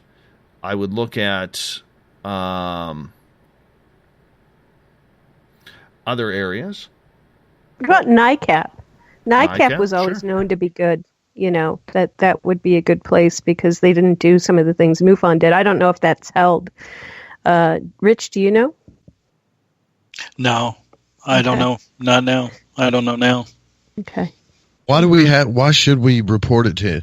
Why shouldn't we just put it all over the media and let the people come to us if we have an experience? Okay, then you get into the situation that Lance Eberhardt had when we had him on 2 Fridays ago, where he actually went online to try and find a paranormal group to find out what was happening at his house, and found a group that was a fake group And now he doesn't want to let anyone in his house. He just won't. He won't, because he got royally screwed by doing his internet research. See what you're saying? Yeah. Wait, Joe, Joe. Oh, Joe. I'm sorry. Was Joe asking why don't we just go to the media? Yeah, I mean, why don't you get on YouTube and Facebook and say, "Look at this is happening." Well, Look, everyone, this is happening. I've done that. It doesn't get a lot of hits unless you are in a crowd where you know somebody who can make it go viral. And going to a news station or something like that, I've tried that. Whenever they're ready to have a paranormal piece on there at the end of their show, I mean, they do them like once or twice a year. It's not as easy as you think. Well, how come? Why does Tim Doyle have a bunch of YouTube views? Because he does. I mean, his videos are getting bigger and bigger. I go look at them all the time. He may be advertising it. He may be really pushing. You got to spend a lot of time. He knows how to. How to do that. And actually, he'd be a good person to go to get your stuff to go viral, because he does know how to do it. So. And hey, I'm not saying don't trust MUFON. You may know some people in MUFON that you trust. Yeah. I'm just saying that we need to be a little bit more careful about that. You know, if you go to the media, like I'm saying, go to the media, all of these people are going to come down, and you take somebody that's gullible, they can get taken advantage of real quick. So I see your point. Yeah. I think you really have to do, if you're somebody out there who is looking to figure out what to do with your sighting, your contact, and you want more information, just do your diligence. Do your diligence. Go out there and find someone who is independent. You know, look for the signals. If you see Bass on there, or MUFON on there, or MUFON Canada, or whoever, okay, I'm not sure so much about MUFON Canada because we're kind of more laid back up here, okay, but MUFON in the United States, question it.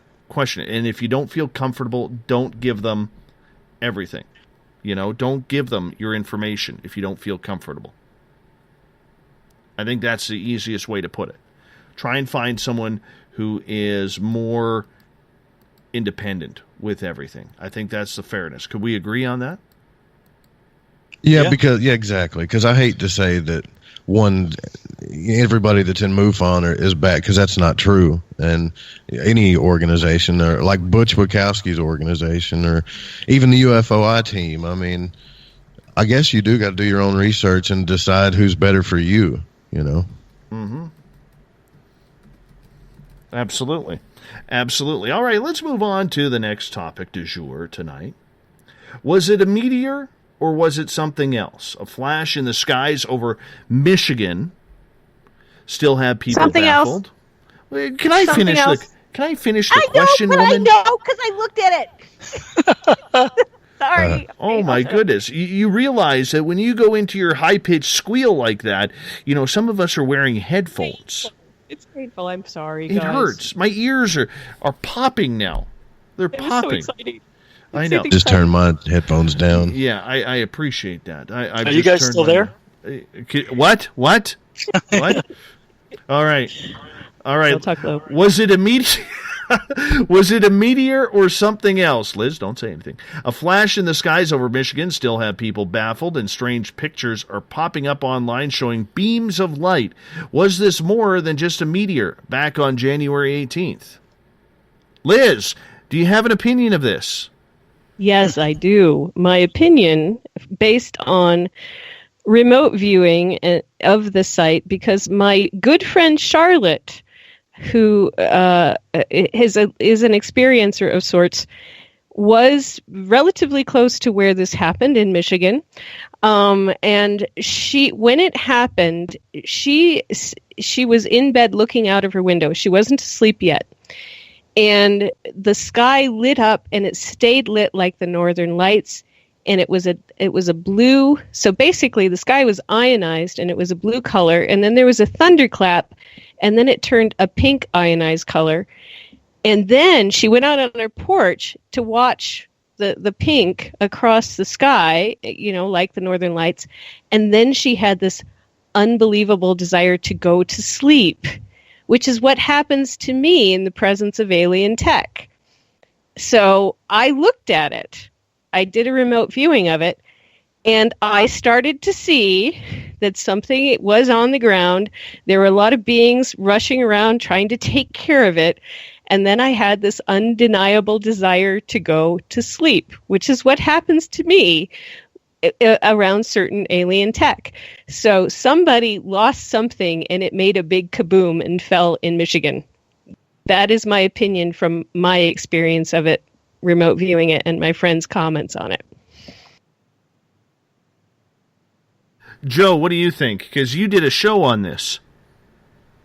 Well, yeah, I studied it a little bit, but I obviously didn't remote view it and didn't see aliens or anything like that. But I will say that the only reason why I think that it might be something else is because of everything else that was going on. So many distractions with Hawaii and stuff going across the earth that, we need to worry about, and lost rockets and things.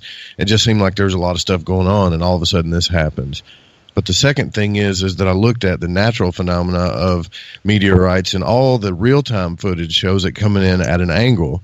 It looks like a regular meteorite. The thunderclap that you hear is the sound barrier breaking, and that happened in Russia as well. You hear that before it hits the ground, which is a natural occurrence as well. But they say there was an earthquake, but it was really just a shock wave when it hit. So it's a lot of natural phenomena. However, there's pictures where it shows a beam of light as if it's going straight into the ground, which doesn't even look like the real-time video. So I'm really undecided on it. I'm a little suspicious about it. That's all I can say. What Charlotte said was that did not fit the description of the real-time video. And that's the thing that, she wasn't seeing the actual streak across the sky. What she was seeing was the atmosphere, and that color held. So I'm unsure if a meteor would ionize the atmosphere in such a way that she would be witnessing what she witnessed. And I just don't know. But what I do know is that in the presence of certain alien tech, I will have the desire to fall asleep. And so did she. And she's an experiencer. So it's, from an experiencer standpoint, that's highly questionable in its own way. But it does look like, because in some of the stills you can see it looks like something from the beam hit the ground, and it looked like there was an explosion at the ground. And is it possible that maybe it was some sort of particle beam weapon that was misfiring, trying to stop that meteor from entering Earth or whatever it was? Who knows? But something's wrong about that too. I just don't like the way the beam looks, and I'm real skeptical on it. So I don't know. Meteors make certain gases, though, when they come into the atmosphere. A lot of times, different gases, even methane gas sometimes, and it can oxidize and even make ice crystals in the sky and turn the sky all kinds of colors. Yeah. Just depends on how big it is, Depends on what it's made up of. My thing is when you watch the video, and it's only a few seconds, no matter what angle, I've watched like 7 of them, the thing is coming in at an angle. And I'm trying to look at the geometry of it, but the steel frame pictures everybody's showing around that are trying to make you question it is it's almost like a perpendicular line that doesn't even look like the same thing. No. So I don't know if it's photoshopped. I don't know. I'm betting it is. And I think something may have happened, but they're covering it up. Who knows? That's what I hate about not being there, when it happened. Something happened. The video looks real when it went through the atmosphere and created, what was it, the blue color, right? It was a blue color throughout the atmosphere. She didn't see the meteor. She saw the sky become blue, and then she was like, "Oh, that's really different." And then she heard a thunderclap, and then the sky turned pink, and it stayed like it was. She could go out on her porch and watch it stay that color. And she said she was only out for about 5 minutes watching, because it was such an unusual thing to see, this sky just holding this pink color. And then she got very sleepy and had to go to bed. So that, I have seen meteors before, and they haven't done anything like that. They've come down green, they've come down pink, they've come down the colors that they're made out of. But I've not seen them make the sky do what she was saying it did. But that's just my experience. I don't know if anybody else has experienced other ionization things that I haven't. So, but that's remote viewing. That's no, right? Well, when I she's talking about it, what I the saw a other lot person of saw. activity on the ground. Oh, okay. With different beings, but I couldn't watch it for very long because then I felt like I had to go to sleep, and that so energetically as I connected to it, it made me very sleepy, and I had just a few moments of being able to look like, oh, there's something on the ground, and there's a lot of activity around this stuff on the ground, and then I had to fall asleep, and I'm like, okay, that to me shouts alien, because I shouldn't be having to fall asleep. I can go lots of places in remote view without needing to fall asleep, but certain tech will make me want to fall asleep. So. All right, let's move on to the next question tonight, guys. A 29-year-old man in Spain, and this is a weird one, was declared dead by 3 doctors. Yet, right before his autopsy, his corpse started snoring. He was actually still alive. Gonzalo Montoya Jimenez was a prisoner in jail when he was found unresponsive in his cell and rushed to hospital where he was pronounced dead. 4 hours later, prepping for the autopsy, is when he was noticed to be alive. How does this happen, man? How does this happen? Liz, let's start with you on this one. Say that again. I'm shocked. What? Yes. He's alive? A 29-year-old man was declared dead by 3 doctors in Spain. Yet 4 hours before his autopsy, or 4 hours later, after he was pronounced dead, prepping them for his autopsy, they had the lines all drawn out on his body where they were going to cut. And as they were preparing the tools for the autopsy, they heard snoring coming from the corpse. He's a zombie? I don't know. I guess bad doctors. I guess he probably was dead and then he revived himself after they called it and nobody noticed.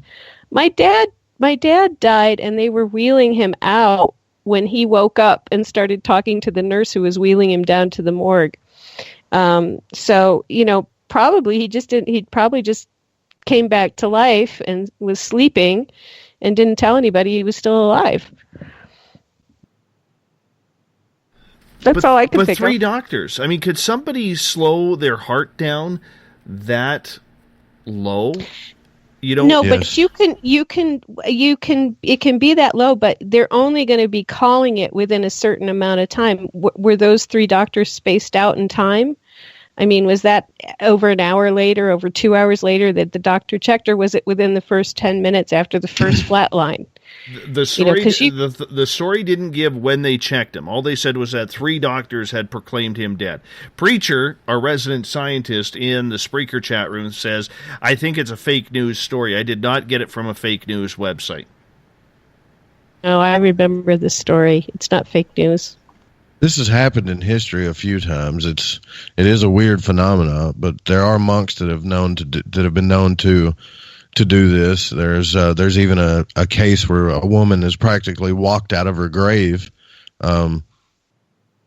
There's been all kinds of strange cases throughout history of this happening. It's not something common at all, but it has happened. Yeah. That's how we get our near-death experience stories.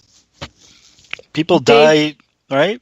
Yeah. Minutes to hours later, sometimes even a day later. How do they, maybe their body goes into like a sleep mode, for lack of a better term, and somehow they get, revised, their body reprograms, who knows? We don't know everything about the body. It's very strange. We run off of electricity, basically.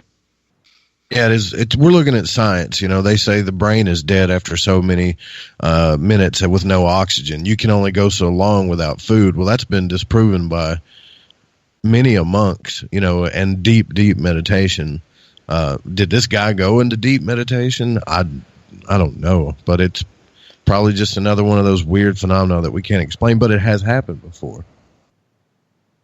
I'm wondering if that's what it is. This guy was meditating so deeply that he was able to slow his heart rate down to barely anything.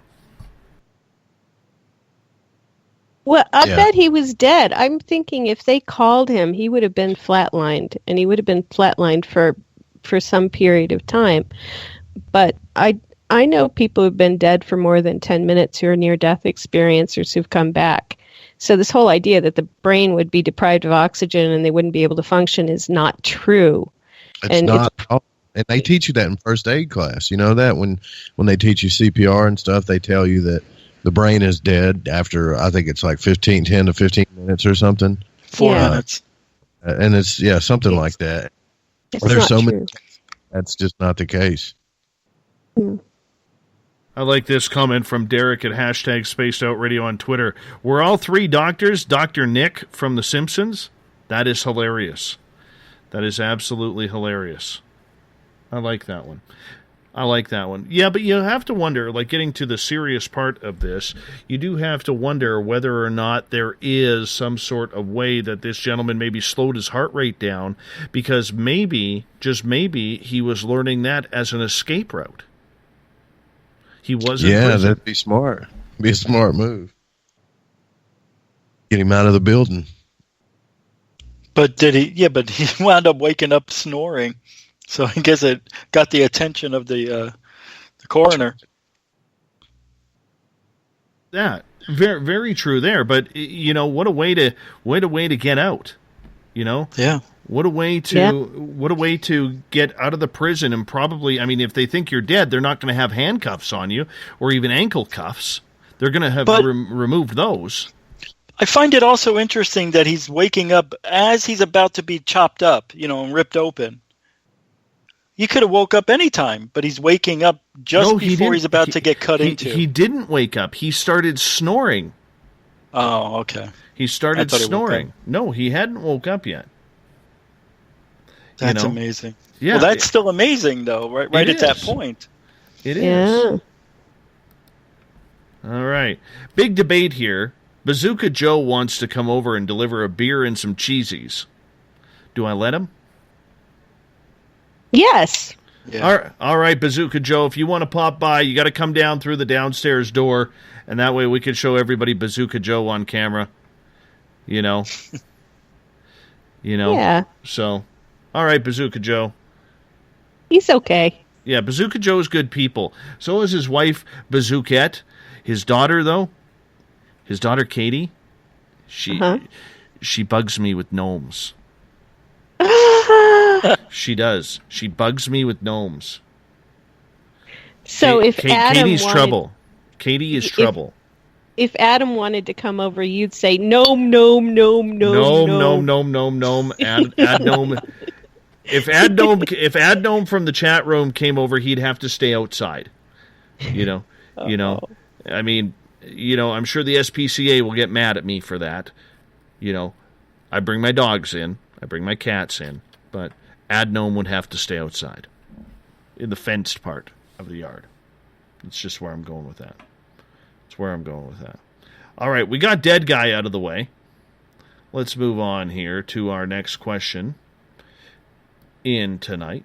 False alarms are one thing, but a false alarm on a ballistic missile heading towards Hawaii? How scary was that? Thousands received a text reading, ballistic missiles inbound to Hawaii, seek immediate shelter. This is not a drill, is what it read. Now, it was said a 10-year employee had accidentally set it off, yet just days later, the same thing happens in Japan. Coincidence, Joe, or something more? It's not a coincidence. Sorry, I'm not buying that. Me either. There's something going on in the seas. There's been military movement in the seas over there. There's, if nuclear warheads are being fired off, they can take them out pretty quick. They can take out vehicles. They can take them out before they can even launch. I've been really studying this, and the last thing they want to do is put the people in a panic. Why they're setting off the alarms and stuff is because it's protocol. They have to in case one of those missiles would get by, because they can't do it after the fact. But once they take it down, if they do it quick enough, they can call false alarm. There's something going on right now, and they're holding it up. Something's holding it up from letting the world know, and it's something stupid and political. It has money behind it, but there's something going on, guys. I'm sorry, that's what I think. Well, go into detail about that. Why do you think that? That's a big statement to make. Just because I'm not saying it because I have any hard evidence of the fact. It's just a gut intuition. It's a feeling.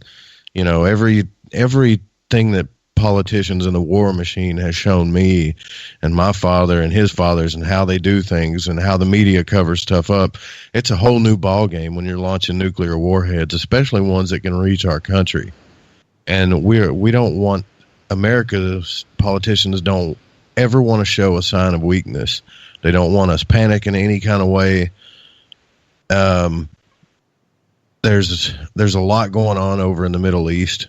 A lot of trade agreements going on that if war were to break out, it would be bad for us in a lot of ways. It would be great for Israel in a lot of ways.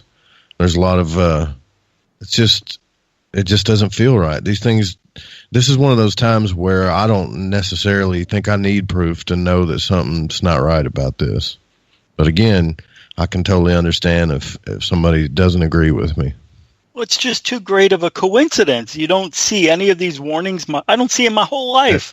It's legitimate, look, it doesn't make sense. When you guys go out and you go to any job that you go to, there is something that you can do on that job that is a no-no. Like, hey, don't do that or that'll get you fired, right? Don't do that. And then usually those type of things have all kinds of protection and counter directives, whatever you want to call them, to make sure that it doesn't happen. You don't accidentally set off alarm systems more than once. And yeah, the coincidences in other countries, the military movement. I've got family going over to Japan that's, don't even know why they're being called over there right now. It's like, I know something's up, but they're going to keep it as quiet as they can until they don't have to. Hopefully, though, whatever they're doing, they'll get it under wraps. But, think about this, guys. Why haven't we know that Kim Jong-un is done. He's already launched a couple of test missiles. We've already warned him. He does it anyways. He tells us he's going to do it anyways. Nothing's been done about that. Well, the president like Trump, don't you think it's kind of funny that nothing's been done about that? What do you Nobody? mean? Am I the only one that thinks that? Done about what? What do you mean? What do you mean, what do I mean? I just said it. When Kim Jong-un is practicing launching his missiles, he's already done a few tests. We're telling him to stop. I know we paranormal people don't pay attention to the politics too much, but we've already told him, warned him to stop, that we're not going to tolerate it. He keeps doing it. He tells us he's going to do what he's going to do anyways, right? Yeah. Now we've got all these warnings going off about missiles being fired in two different areas, but it's all an accident on something that can't be an accident. There's no way that's an accident. That didn't happen during the entire Cold War, as far as we know, and many of us are Cold War veterans and know how likely it could have been during that time that there would be such an alarm going off, and that just didn't happen. It happened now because it happened now. This is something that's going on now. It wasn't a coincidence. It happened. So that's maybe my opinion. Is it possible that he launched 2 missiles? Yeah. I remote viewing it. What's that island that they used to? Is it Wait, or what island is? It's not Guam. It's north of there. It's kind of right in the middle. I feel like they went down right about where that main island from World War II was that we launched all sorts of stuff off of. Yeah. And that they got whatever it was down right about there. When I look at it, that's what it looks like. And I thought it was too much coincidence that alarm would go off now as well, because I went through the entire Cold War, and no alarms like that went off. So why is that happening now? Well, because it happened, in my opinion. Joe, you That's better scary. Joe, you better be careful. You're in Gail's bad books now. You're going to start getting You're going to get pictures of the angry granny now sent to you on social media. Man, I hope I'll be able to sleep. Well, be careful with that. Be careful of that. I'm just trying to forewarn you. You may get that. No, you know what? I think it's weird. Okay, like shortly after that, they issued a text message saying it was a false alarm. But I guess the question that I have is, there's just not one button to press on the whole ballistic missile. I'm pretty positive of that, even though I have I've never been in one of these buildings. But usually when things happen like this, there is a booklet with a protocol that you have to go through in order to actually do this. It's not just a little button here and some guy saying, well, what happens if I press the red button there? You know what I'm saying? I don't think it happens that way. I could be wrong. I don't know. So that has me a little bit concerned as to how a 10-year veteran on that job would make that happen. Now, all they have to really say is, we were doing a test for this system and we had a malfunction that triggered the button. You know what I'm saying? That's all they had to do. But they didn't. They didn't. They didn't. So what was this person doing in this manual or near that button, whatever the case may be, that would set it off? Because after 10 years, I think he knows what that button or that procedure is for. No, they're saying that they hit the wrong thing on the drop-down box, a drop-down box. So that's how we're doing this now. Nah. And they couldn't tell you it was a new guy because then they look incompetent. You got a new guy on the button? So it had to be an experienced guy. It's such a lie. Yeah, because they're trying to sound credible for something that can't be done with the push of one button. I don't know. Are we too paranoid? Do we have too much tinfoil on with this one? I mean, no.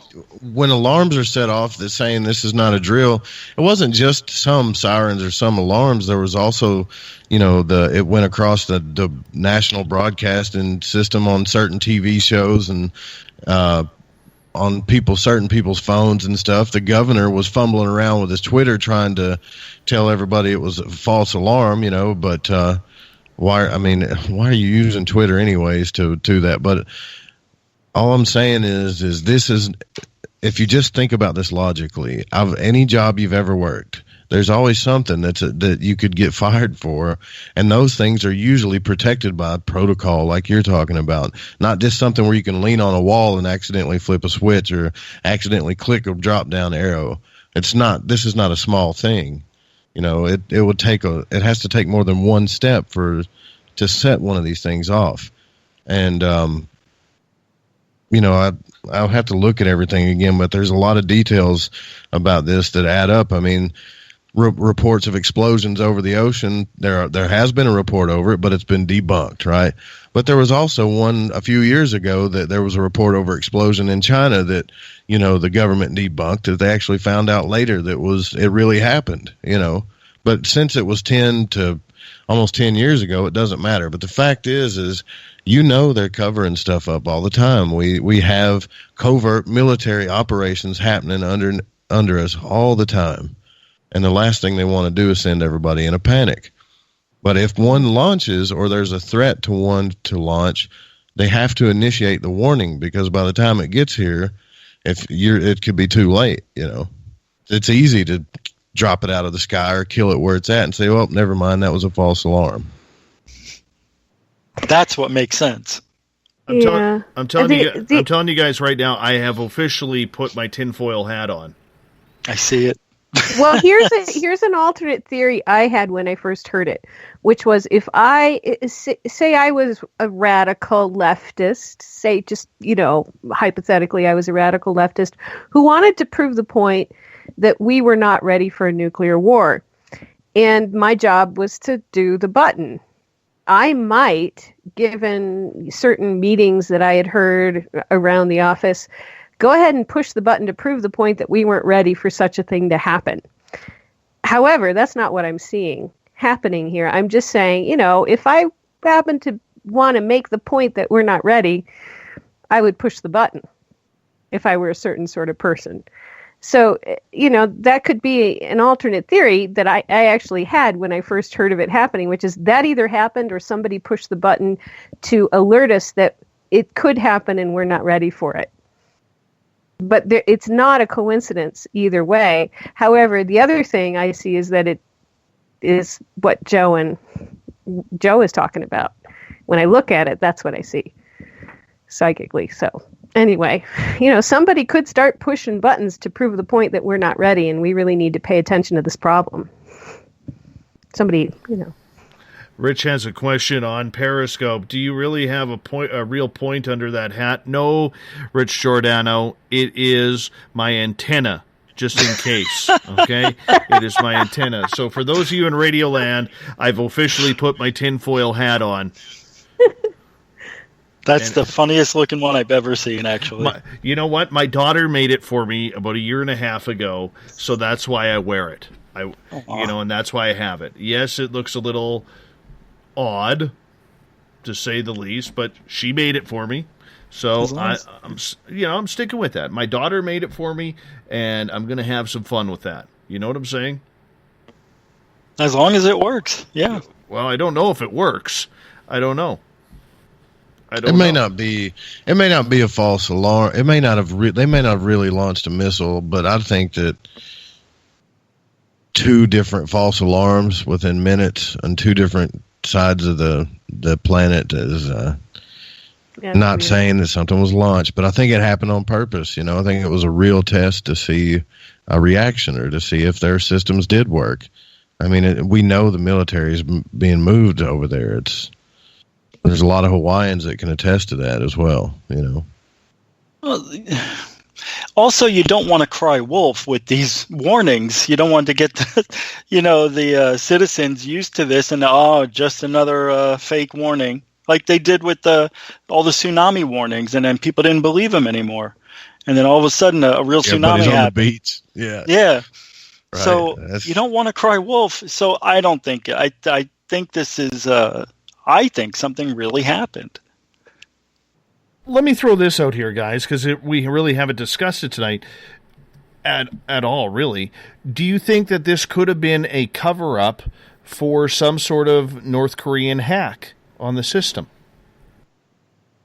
That's interesting. No. You got to give me more than no, Liz. This is a talk show, man. A North Korean hack on our missile system? Yeah, I have to let Wyatt out, and I'll come back and answer. Not on the missile system, but on the warning site. What if it was a fake text message from a hacker? But nobody said it was. Nobody even hinted that it was. Oh, you're saying so they wouldn't even want to let us know that could have been a hack too. Yeah, well, we just don't know, do we, Dave? We don't know. Well, that's what I'm saying. With all the tensions that are happening right now in the Asia Pacific area, I think that's a legitimate cause because, North Korea has proven their hacking capabilities. They have, some, even though they can't afford to eat, they definitely have the ability to have their computer guys working pretty smart over there. Well, don't you think there would have been witnesses if it was a real launch? That somebody would have said, yeah, we heard rockets or we saw the smoke trail. Somebody would have seen it. There was a report of an explosion over the ocean, but it was debunked quickly, is what I'm saying. But there was another one that was a few years back that happened over China that we also debunked, but found out later that it really happened. You know, the fact is that we've launched nuclear weapons on this planet. We've destroyed nuclear weapons on this planet, and not a lot of people knew about it. Yeah, well, they did them in the middle of nowhere, in the middle of the ocean, or, Area 51. There's an even bigger theory going around that from the people over in Lear's camp, John Lear's camp, that it was a stealth Israeli ship that launched the missile attack. That was a false flag operation to make us think, and Japan think, that it was Korea to initiate a war so we can go ahead and take the people out that Israel wants us to take out. But we ended up stopping it before it happened, and then told everybody it was a false alarm because they don't want to tell everybody that Israel would do that. That's too much information. That's like Occam's razor. Apply that. That's but there's a lot of little bitty nitpicky stuff that I'd have to find the article and show it to you guys. It's not something I can explain right now because I'm still trying to understand it, but there is some interesting stuff in there. If it was a false flag, though, there would have to be some sort of detonation that was seen, or something would have had to have happened for it to be a real false flag. Just because they're saying it, I'm not going to buy that. But it's a theory, and it's one we have to consider too. We just don't know. Ask Jesse Ventura, would they do that? Okay, so yeah, really. Am I the only one Liz, who you saw got the about news 20 seconds. You got 20 seconds. So there's going to be peace talks, and Kim Jong-un said he was going to go to Japan for peace talks. How do we feel about that when we come back? Well, let me see if it's on the list, because Rocket Man there, he's just all bluster and nothing else.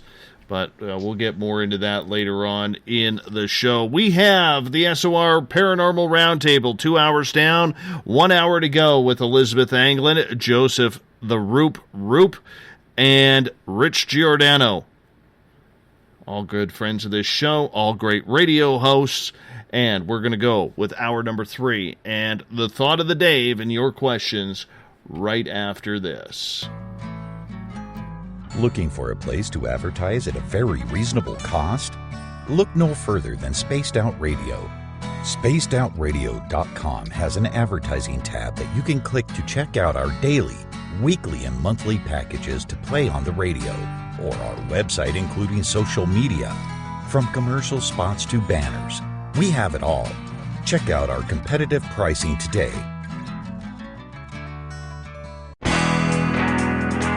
There's stories, then there's the truth. Do any of us really trust the news anymore? This is Jamie Sexton, owner of Rebel Planet News.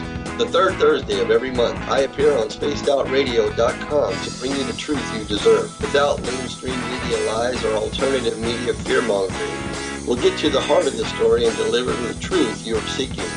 So come join us here for the Rebel Planet at SpacedOutRadio.com.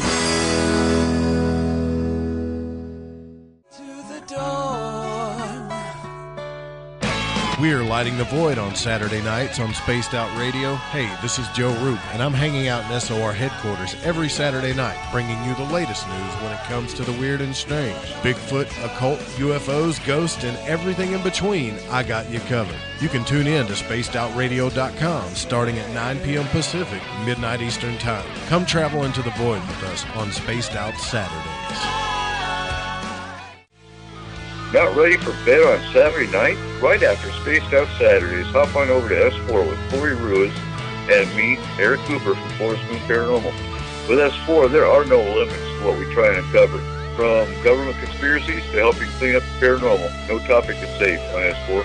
We get to the heart of the matter, of the subjects you want to learn more about. So tune in on S4 starting at midnight Pacific, 3 a.m. Eastern, only on SpacedOutRadio.com. Visit purpleplates.com today. For over 40 years, the Purple Energy Plates have been delivering amazing results for their many customers. Inspired by the great genius Nikola Tesla, the harmony, healing, and energetic effects of the plates have proven over and over to be beneficial and often miraculous to thousands of customers. Check their site for daily specials and choose from their many energy products. You won't be sorry. Visit them today at purpleplates.com. Hi there. I'm Butch Witkowski, lead investigator with U4Cop. On the final Monday of every month, you can listen to me and host Dave Scott on Spaced Out Radio's Strange Days. We're going to get to the heart of the matter when it comes to what's happening out there. People are seeing and experiencing things from ET contact to Bigfoot, and I want to hear about it. Your experiences are what we investigators need to help solve these unknown mysteries. So tune in at spacedoutradio.com to the final Monday of every month from Butch Witkowski's Strange Days. This is Eric Markham, news editor for the Spaced Out Radio's The Encounter Online. We have put together a great team of writers and journalists from all over the world to bring you top-quality paranormal stories, from alien encounters to the latest conspiracies. You won't find any of that fake news here. True stories and top-notch reporting as we look to bring these experiences to the mainstream. The Encounter Online, only at spacedoutradio.com. Do you want to know the truth? Do UFOs exist? Are aliens real? Are the governments hiding the biggest secret in history? We're UFO seekers, and we're on a hunt for the truth. Subscribe to our YouTube channel and follow along with us as we journey across the United States, visiting UFO hotspots and alien hotspots, trying to document the UFO phenomenon. Catch us on Spaced Out Radio every third Monday of the month as we discuss Area 51, UFOs, and more. And also, don't forget to subscribe to us on YouTube. Become more intimate and interactive with Spaced Out Radio. Join our Space Travelers Club with your new membership. For $5 a month, we'll provide you with special access to the website, monthly prize draws from books to psychic readings, along with monthly newsletter, private interviews, and more. Sign up today to be part of Spaced Out Radio's experience. Don't have time to listen to Spaced Out Radio live? Wherever you are, the car, the office, the shower, or even if you're traveling, we're right here for you. Each Spaced Out Radio show can be found on iTunes, TuneIn, and on our YouTube channel, Spaced Out Radio Show. It's the perfect way for you to catch up on our shows. For more information, just head over to our website, spacedoutradio.com, and tune in to us today. There's a lot of strange going on in this world, and we can help you find out what's going on with you. Paranormal, cryptids, UFOs in the sky, aliens in your bedroom tickling your toes. We have the investigators you need to find out the answers you deserve. All you have to do is head to spacedoutradio.com. Your information is 100% confidential. The SOR Sightlines Report. It's free, and we're here to help. You hear footsteps in the empty room above you. A rocking chair begins rocking by itself. Don't be afraid of the things that go bump in the night. Reach for Spirit Storybox, the iPhone app the Huffington Post UK called the only ghost hunting app you will ever need. Spirit Storybox. The spirits are telling their stories. It's Cosmic Sundays with me, Elizabeth Anglin, in Cosmic Passport. Let me take you down a 3-hour spiritual journey where we will get into everything from ET contact to Psychic Sundays. It's a journey of listening and learning together with some of the best professionals in their fields. You can tune in to Cosmic Passport at spacedoutradio.com every Sunday, starting at 9 p.m. Pacific, midnight Eastern.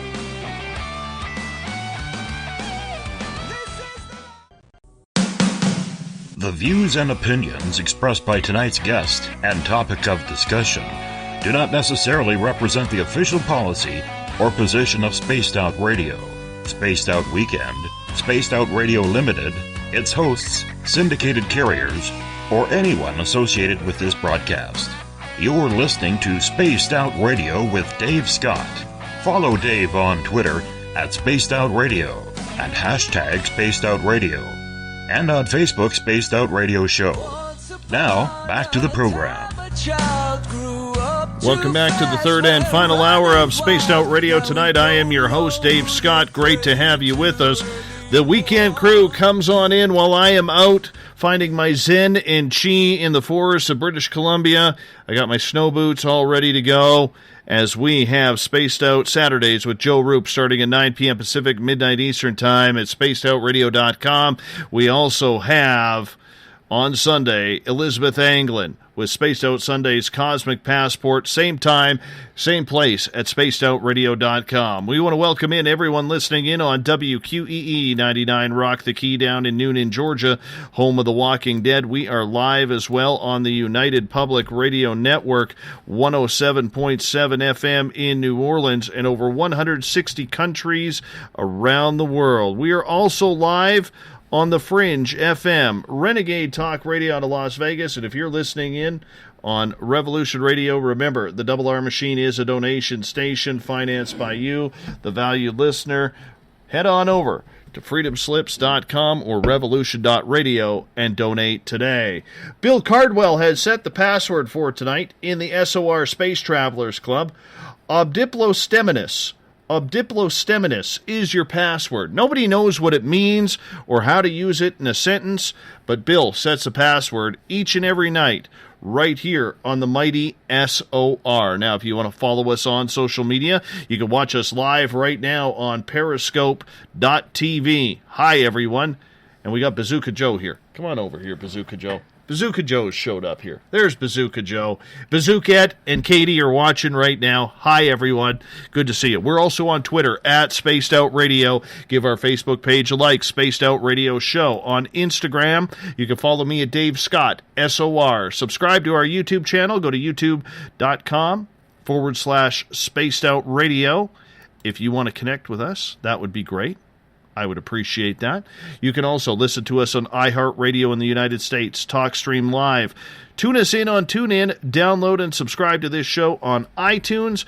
Our website is spacedoutradio.com, where we have a plethora of features for you, including joining the SOR Space Travelers Club for $5 a month.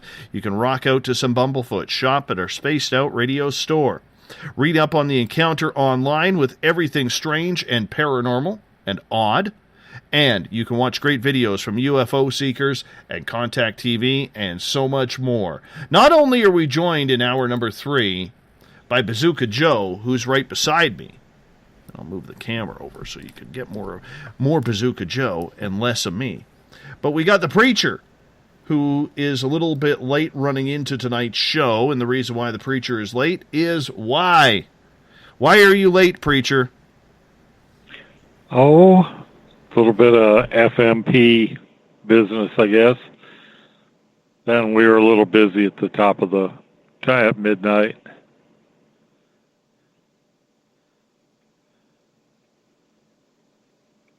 Was it a good, juicy story? Do you want to fill us in? Oh, well, apparently a woman down in Charlotte, which is about roughly 2 hours, about an hour, but it takes about, depending on where somebody is, between an hour and 2 hours away from where I am right now, was under attack. And she had found out about Eric Cooper and FMP somehow. And Cooper was, of course, since I'm in the area, he called me, and it was quite the astral battle, apparently. I think it might still be going on. Let me check. All right. It sounds like they've... Okay, I think they have finished, but the woman could see... Okay, I'm skeptic. And when I'm first on the phone with this woman, I'm kind of thinking, what does Coop get me into? Because, what she's saying is kind of out there, which, I should be used to that by now. But anyway, to make a ongoing 2.5-hour story short, she started describing the same, what was going on with her to me on the phone, because basically I'm the voice that I was acting like a 911 operator. I was keeping her engaged, talking, trying to keep talking her down, keeping her calm, while the astral team was doing the warfare part of things. She starts describing things going on there because apparently she can see what's into that realm. She starts describing what the astral team is doing, who's in position, who's where. At the same time, I've got Facebook Messenger going and getting their reports, and they're corroborating. So, y'all, the hair has been standing out on the back of my neck for the last 2 hours. Because, it's just really, I mean, it's, when you have two independent sources, I guess I need to just quit being as skeptical as I am. Yes, because you do. You have way too good of a goatee to do that. You have way too good of a goatee to be doing that. Oh, it just seems that when it comes to the astral team, they're batting 3 for 3 now, as far as what I have witnessed. Cool. So either I'm being pranked by some really intelligent people that know how to set up a prank, or the stuff is real, and I'm going to say the stuff is real.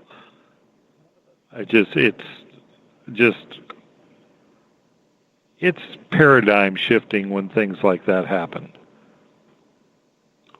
As the woman starts describing colors to me on the phone. So I type in, says, what colors, I'm not trying to use a leading question, but what colors, I find out this one's red, everything's corroborating. So, like I said,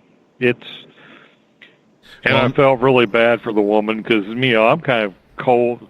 It takes me a while to warm up to somebody and to be compassionate. I'm kind of cold and analytical, and I felt bad that the best they could do at the time was me. But apparently, I gave her my number, so if the lady feels like there's more going on or she's under attack again, needs to reach out, she can get a hold of me. Wonderful. Let's move on to question number 9 here. And once again, great work by Forest Moon Paranormal, Eric Cooper's team, and the preacher helping them out as well. Question number 9, and Rich, I'm going to start with you on this one because I think out of all of us, you'd probably look the best in a skirt. Would you work for Janet? Now, let me explain Janet here. That's the airline that flies daily from McCarran International Airport into Area 51. They recently put out an ad for a flight attendant needed to join their airline.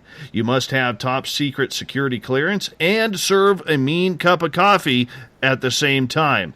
Would you apply for this job, Rich? Absolutely. Why wouldn't I? Going to a secret base and seeing all the faces that are working on technology 50 years ahead. Oh man, it'd be great. Of course. And I would look good in a skirt. You got that right. Well, it's an interesting job because this is a job that probably doesn't open up very often. It's something that is very, let's say, secretive. I'm pretty sure the confidentiality agreement on that would need to be signed would be very, very intimate, shall we say, on a polite level. I would like to do that. I think it would have been a lot of fun. Unfortunately, we'll never know how many applicants they actually had, but what a way to continue a career flying in and out of the most secretive base in the world. And they probably pay well. Keep you quiet. Nice bonuses at Christmas. Maybe a house paid for. I don't know. It's just me. I don't know about that. But either way, I mean, making flights daily in and out of Area 51.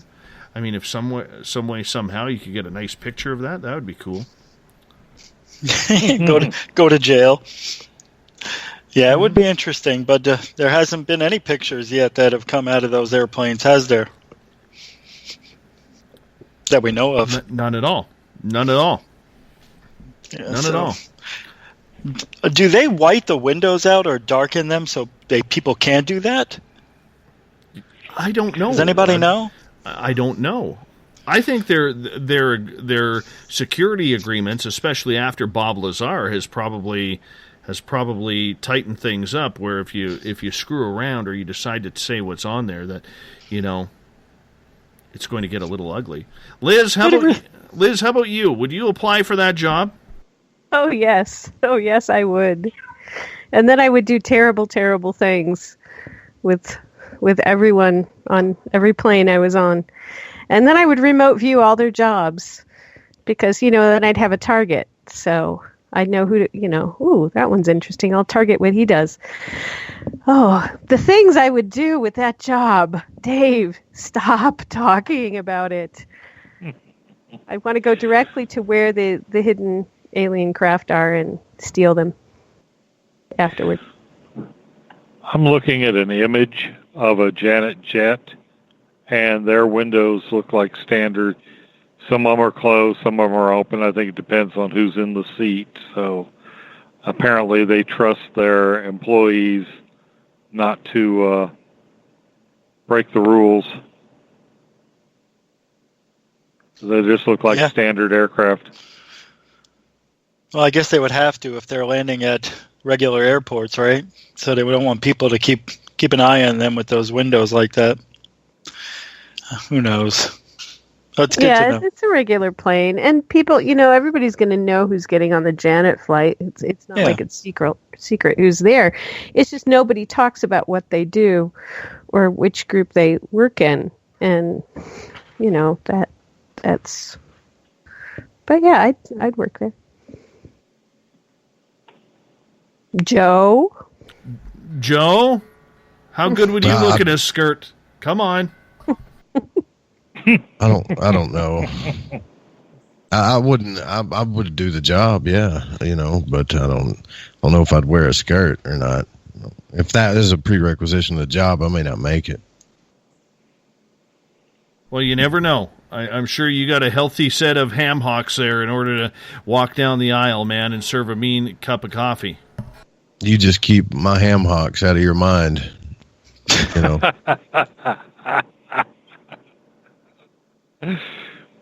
Oh. All right. Well, since you guys don't seem to like this question, I'm going to move on to number 10 here. Number 10.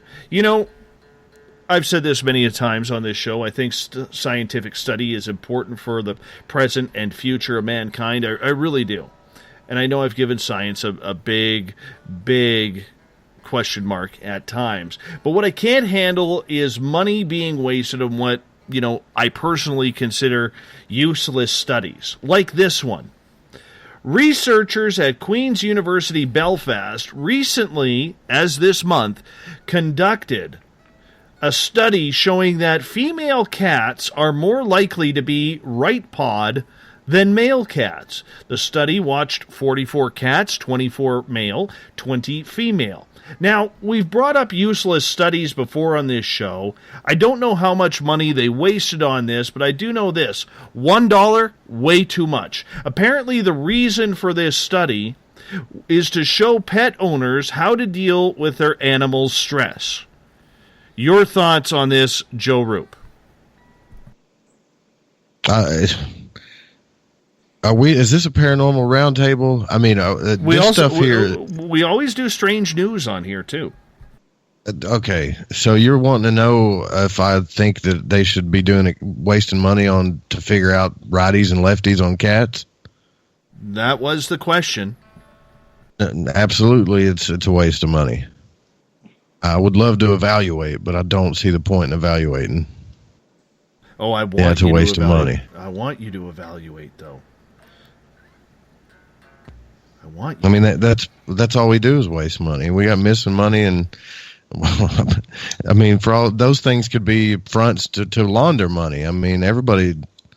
I know. Yeah, should more people question it? Absolutely, but it's. Yeah, I mean, that kind of stuff is happening all the time. There's probably thousands of projects out there right now. Meanwhile, we need, stuff like healthcare and stuff that matters. By the way, Goddess Michelle says she would love to see you in a miniskirt, but we'll never know because you never respond to her on Twitter. That's not true. Is it because she's Canadian? Is that what it is?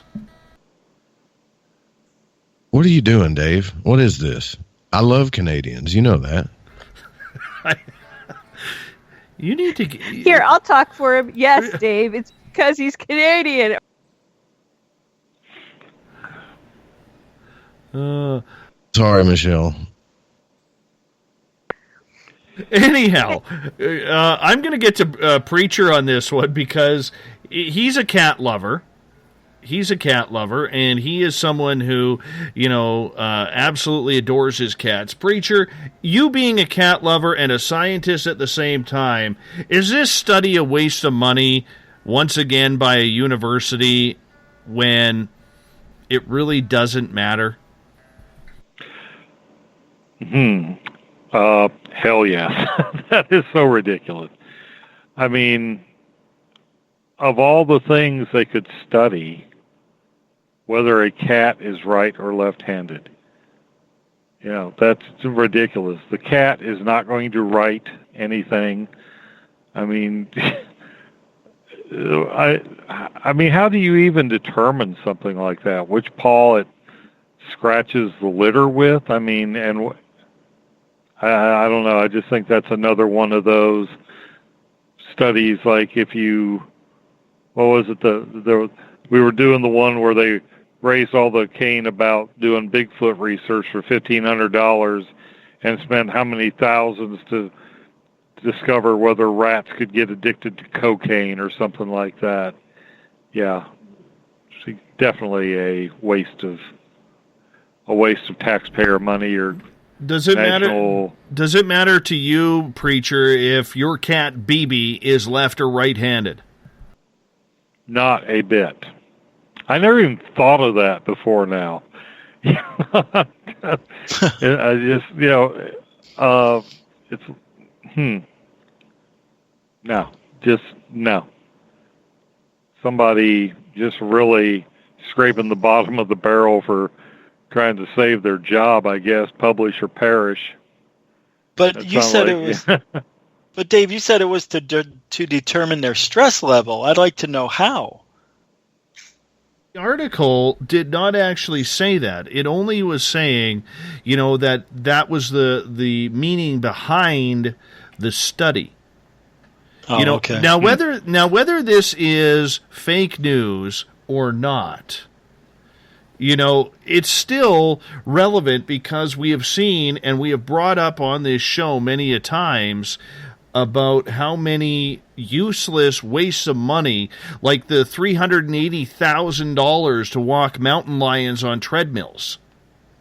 That one stuck out to me. Is it necessary? I mean, this is good quality money that we are throwing away. And, I don't get it, guys. I don't get it. I think it's embarrassing when a university does that.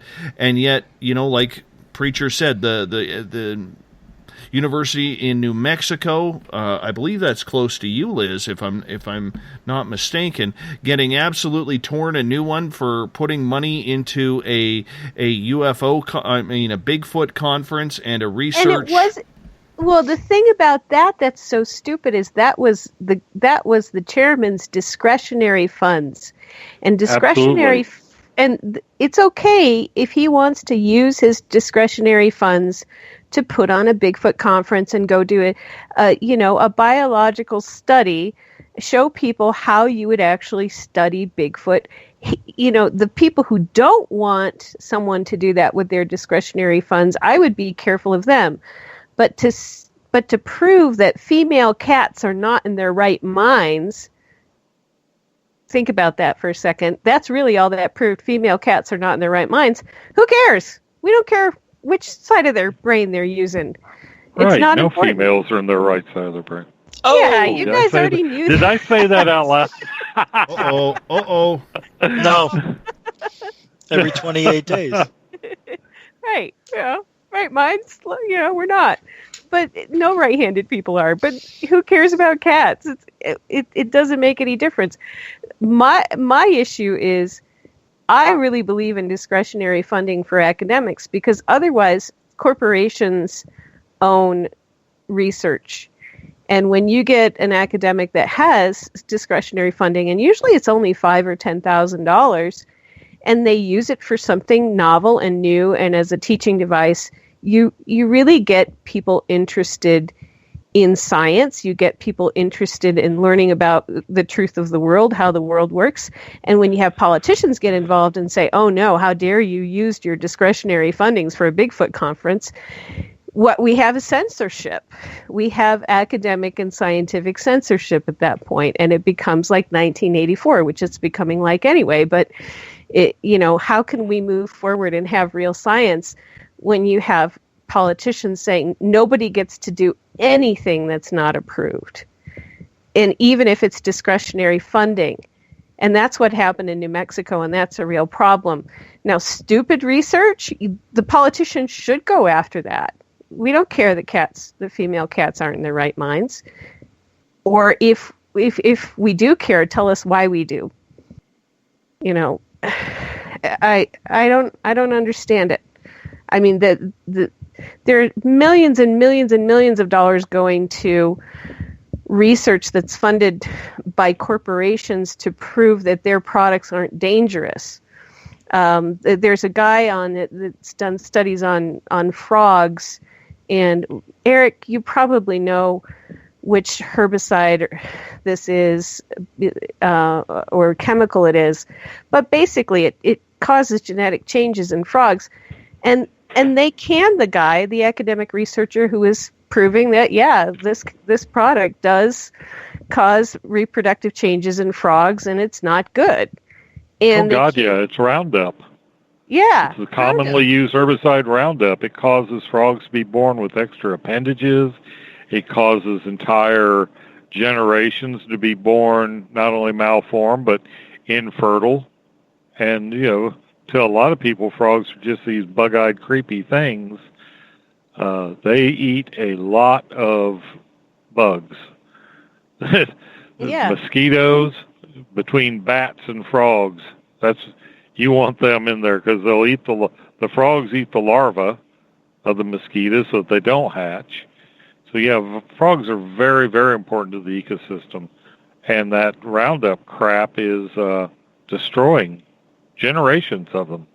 And they're indicator species for larger species, aren't they, Eric? So they would indicate how it would happen to humans or horses or dogs, as well as you get more and more Roundup. But the problem is this poor guy who did the initial research on this has been canned, and he can't get another job because he really can't go places now and do anything without the corporation coming after him. If we had colleges that would have discretionary funding, we would have a more fair and equitable system for really protecting people from bad products. And we don't, because corporations own everything. We would have better medicines. We don't, because corporations own everything, and certain professors are going out to get their FDA approval on their research, which takes a lot of time, and there might be better research out there, but they're not going to get funded because this guy who's gotten to the head of his department is putting out there. Oh, don't get me started. I'm going to stop because, it's stupid. The cat thing is stupid, but there's so much else going on that this is just the tip of an iceberg that I have to end. I'm stopping. Breathe in. It's only cat paws. Anyways, since I'm taking heat in my chat room for trying to have some fun tonight, we're going to move on to another topic here. So apparently we're not allowed to have too much fun here. Heaven forbid. Scientists at the WMAP Space Telescope just found a force 10,000 times greater than the Milky Way's gravity, which they believe provides strong proof that a parallel universe may be there. Do you think that could exist? And if so, what's there? Joe? I'm sorry, could you repeat that question? Scientists at the WMAP Space Telescope found a force 10,000 times greater than the Milky Way's gravity, which they believe provides strong proof that a parallel universe may be there. Do you think they exist? And if so, what do you think is there? Well, I think they definitely exist. I mean, just based on probability alone. You know, the old saying, like, there's so much out there, billions of planets, billions of galaxies. I mean, the probability is that there could be another solar system exactly like ours. And I kind of think that there is. But, you know, the FMP bursts are showing things as well. I don't know if that's the same thing you're talking about, but, yeah, I absolutely think they could exist. What do you think? Just by probability alone. Is there another us over there? Is that what you're thinking? Like another set of humans or humanoids or exactly like, yeah, I really have thought about that a lot. I think sometimes I wonder if there's a whole bunch of Earths, you know, and I really think there is. I think it's close to impossible that we're the only humanoids in the entire universe, or humans even.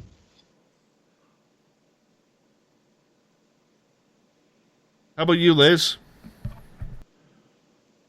You know, gravity is both is the weakest of the four forces, but it's also has the greatest effect on everything. So I don't know, you know, what else we're talking about.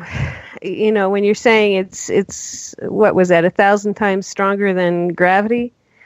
I don't know what that would have to do, you know, how they're coming up with a theory that it might indicate a parallel reality, but because I don't know enough about it. But yes, I do think there are parallel realities, and this is an interesting way of postulating that in a scientific way for those of us who go bopping around between dimensions. It's like, yeah, cool, go find it scientifically or cosmologically. So if that's what this is doing, I'm all for it. But you know, it sounds like it's electromagnetic force is stronger than gravity. A lot of things are stronger than gravity. So I'm not, again, I don't understand why this matters, that it's that much stronger than gravity. Well, I think because we're used to that.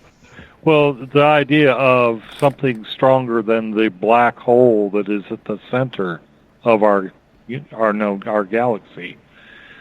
You know, that was supposed to be the strongest gravitational force in our galaxy, is the supermassive black hole in the middle that everything swirls around. Now they've found this other source here stronger. So is it a cumulative effect? Their core plus our core equals this higher gravity field? Yeah, I think that's what that is actually saying, is that the force is 10,000 times stronger gravity. Like it's not a force that is 10,000 times stronger than gravity. That makes more sense, and that would be a super massive black hole. You know? Well, something like that might explain why the universe. You know, if something the universe is expanding. And it's accelerating as it expands, which was counterintuitive to what the original Big Bang Theory suggested, that it would slow down and then it could come back to a big crunch. Well, it's expanding, it's expanding, and it's still going, and it's getting faster. That could be because these other supermassive attractors, these other parallel universes out beyond, you know. And keep in mind, what we consider the edge of the universe is only that light that has reached us. There can be stuff beyond that we haven't seen yet because it hasn't gotten to us. We are limited in what we can see by the speed of light and how long it takes.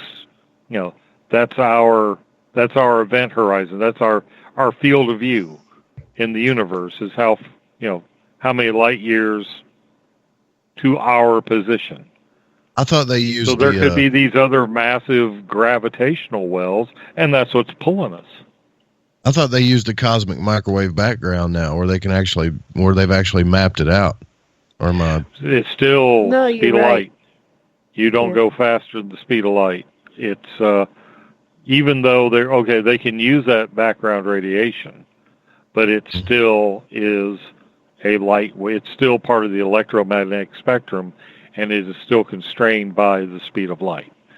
So we can only see as far out. Now, what that does for us is there's massive dust clouds out there that visible light doesn't make it through. Like at the very center of our own galaxy, there's a massive dust cloud that keeps us from being able to see what's there. Using the X-rays, we actually can build a model based on those X-ray observations to tell us what give us an idea what the core of the galaxy looks like. And it's shaped like a super oval from what I've seen, according to the cosmic microwave background. But then again, yeah, that's as far as we can see. We're still expanding, so there's definitely some more out there, How do they know that we are in a spiral galaxy? We never sent spacecraft to interstellar space to look back. So how do they know that? Anybody have any idea on how they know we're in a spiral? I think it's what Joe just said about using the cosmic background. What they could do is map the night sky, and from that infer that we are in a spiral galaxy. Yeah, nobody's ever, as of yet, nothing's been able to come out of the galactic plane unless it's one of those things like who took the picture of Neil Armstrong coming down the ladder. If he was the first, maybe somebody leaked the photo. Maybe one of the off-worlders leaked the photo. But no, I think that model is suggested by, or it's inferred by, we see the Andromeda Galaxy. It's a spiral galaxy. We do our own cosmic background radiation, our own astronomical observations, and what we see there and what we see in our galaxy jibe, so we assume that we are in a spiral or we can infer that we're in a spiral galaxy. Now, Brian May, the lead guitarist of Queen, his PhD dissertation was on determining the spin of these galaxies based on certain observations. So I think we can actually even figure out which way we're going using his thesis or dissertation. Yeah, his publication. Well, I hope it's not the cosmic Cthulhu that's out there. That's all I have to, I would worry if it was. What is that? Cthulhu. Yeah, I know. It could be Cthulhu. It could be. Yeah, what is that? Cthulhu? Obviously not. You and I are the only two H.P. Lovecraft geeks on the panel tonight. So sad. I thought you were talking about something real. Yeah. Yeah, to us it's real. Yeah, it's real. But are there other dimensions? It's possible. Maybe if there was the Big Bang, and I always thought maybe the shock waves from that created waves of other dimensions, and that's possible what we see. Maybe we just see in waves, and sometimes those waves cross over like an ocean. That's how Bigfoot travels. Yeah, Think about it. It's true. Now, I've been studying Mitch Hedberg really heavily, and I think he's got a good theory here. If any of you guys know who Mitch Hedberg is. Oh, he's the best. Now, his theory is, he said that it's not that we don't ever get a good picture of Bigfoot. It's that Bigfoot is an actual interdimensional blurry monster, which is even scarier. Right. So that's why we always catch him in a blur, because he's actually just blurry. Could be. Which is even freakier if you think about it. All right, guys, we got time for one more question before we're going to go into the Thought of the Day questions from our audience members. And my final question of the night is, what is something you saw in a movie that you thought was cool regarding this field of research, which you could not believe it to be true? For me, for instance, I still don't know if I believe it or not, but it was in the movie Men in Black, where, remember Agent K, Tommy Lee Jones, goes up to Will Smith's character, and they're at a magazine stand, and he starts pulling out the Star and the National Enquirer, picking up all the smut magazines, saying all the alien stuff was real in there. And I always thought that was kind of funny. in the movie. Yeah. Then on this show, we've had a couple of people, including Michael Schratt, who is a very well-known and prolific researcher into black projects, state that this is a real concept, that sometimes the government actually will release some sort of info to these kind of tabloid magazines. So what is yours that originally you thought was just a cool movie Hollywood thing, but turned out to be kind of real? Rich, let's start with you. Well, I like the movie They Live. And, the 84 or somewhere around there. It was with Roddy Piper. And that aliens took over the Earth, basically running, the one percenters and have the ability to hide from the public and blend in. But if you put on these glasses, you can actually see the aliens and all the subliminal messaging and money advertising. And I think, I know you said, is that real? Well, no, but in a way it could be. And I just thought that was an interesting concept that they came up with, where you put on the glasses and you see reality. It's almost like, going through life with rose-colored lenses on. Is that what they call it? Is that right? I don't know. I can't think right now. Rose-colored glasses, yes. Thank you. Yeah, so I like that piece of analogy, that example of hiding in plain sight, which we talk about all the time, that they're amongst us, but you can only see them if you have these glasses. Well, I think you can only see them if you're privy, if you have that kind of clearance, or maybe you're chosen to be abducted or have a gift of sight, something like that. It's not for everybody. And I just thought that was kind of interesting spin they put on in that movie, They Live. How about you, Liz? I love They Live, but sadly, I actually do think that I think I met a guy who was a friend of one of the writers, and he was a remote viewer in the 70s. So I think there was actually some truth to that, to They Live, that he had seen in remote viewing. That's how I remember it. This is somebody I met in the 90s. But now I like the movie Contact, and I wish this was true. Like, how she falls in the sphere, and then she is met by her father, who's an alien, they're all sorts of smart and wonderful and highly advanced, and talking to her about the nature of the universe, and it's a very loving, wonderful experience. I wish that was true, and I think some of the science in that may have some truth to it, but I don't think that our first contact with aliens was that in that way, and that's unfortunate. But I wish it was true. Like, that would be the only thing that would ever happen, is we'd be greeted by these really not easy to understand, but giving you a nice, easy experience with somebody that you love. That would be awesome. So I really liked Contact for a lot of different reasons, because she wasn't believed and they did give her a bunch of crap. But it's such a nice idea that could be true. How about you, Preacher? I think the craziest thing that I found out actually had a basis in true science was the deep breathing apparatus in the movie Abyss. There really are liquids that we can breathe, like the highly oxygenated fluorocarbons. The technology of that, where Ed Harris has to go way down into the Marianas Trench, and the liquid would keep his body from collapsing on his lungs. That actually exists. The technology, the liquid that he was breathing is real. When I found that out, I was like, you got to be kidding.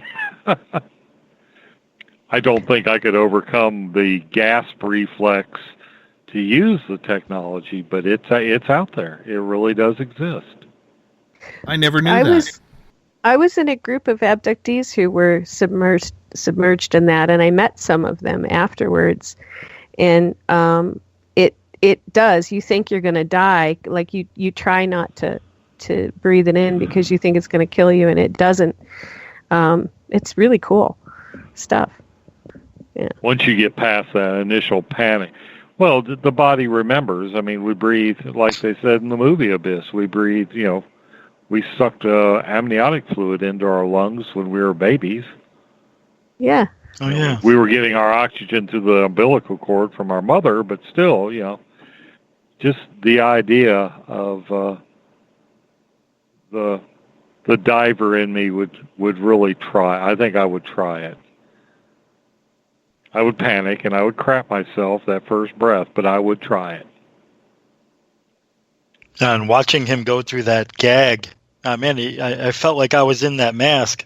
Yeah, it was scary when his eyes were like, he did a good job acting that scene. That was like claustrophobia central right there. Yeah, it was hard to watch, wasn't it? Because you're like, ooh, that he really looks like he was panicking like anybody would. I always find myself holding my breath. Yeah.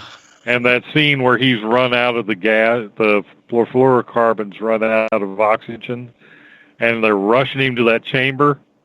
Yeah. I think I've just about turned blue watching that a few times.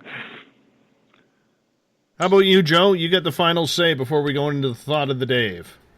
Well, I would say that it goes into what Goddess Michelle is asking on Twitter.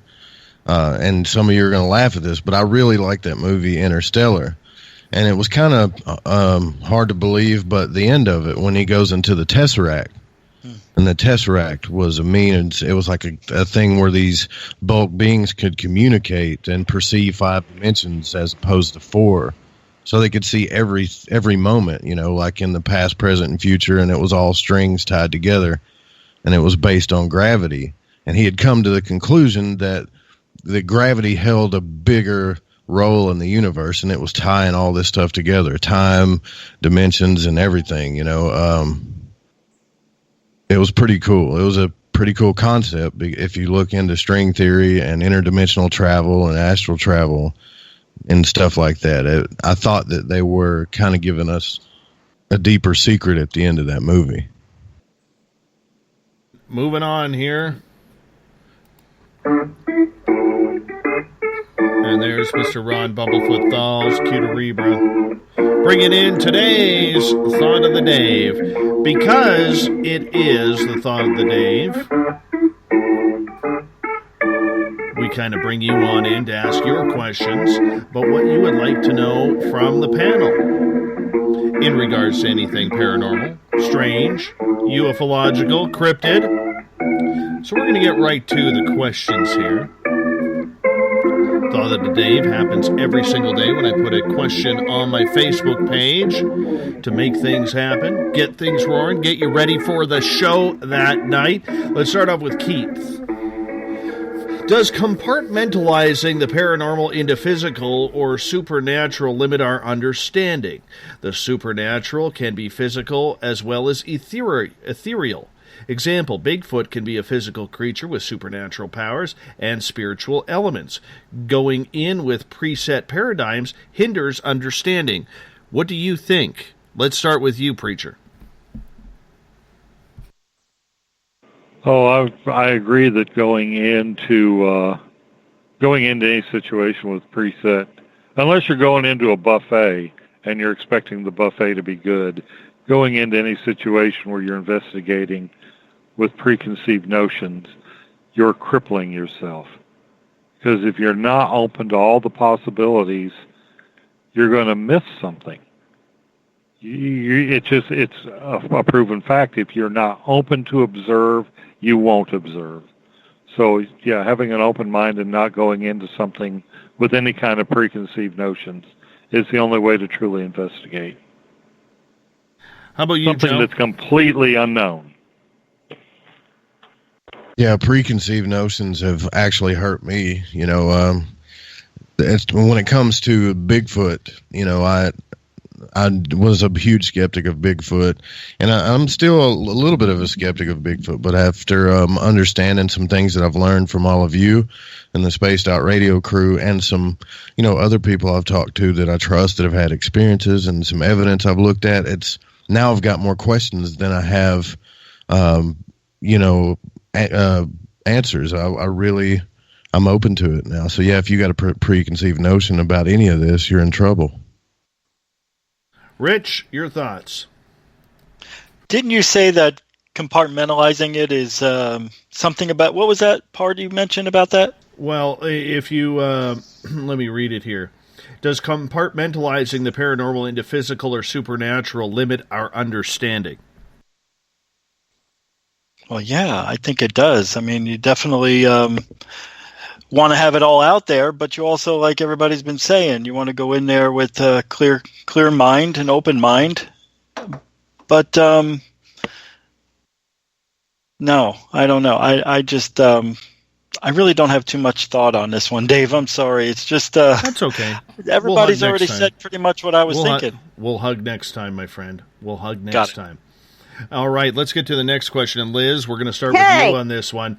Andrew is asking, is there an increasing sense that the very quality of time is changing? Yes, as we age, time does feel shorter, like our grandmothers always warned us about, and the rapidity of information exchange and overload certainly contributes to the feeling of things speeding up. But is there a real, tangible, almost physical change happening to our experience of time? If this is occurring, then what is causing it?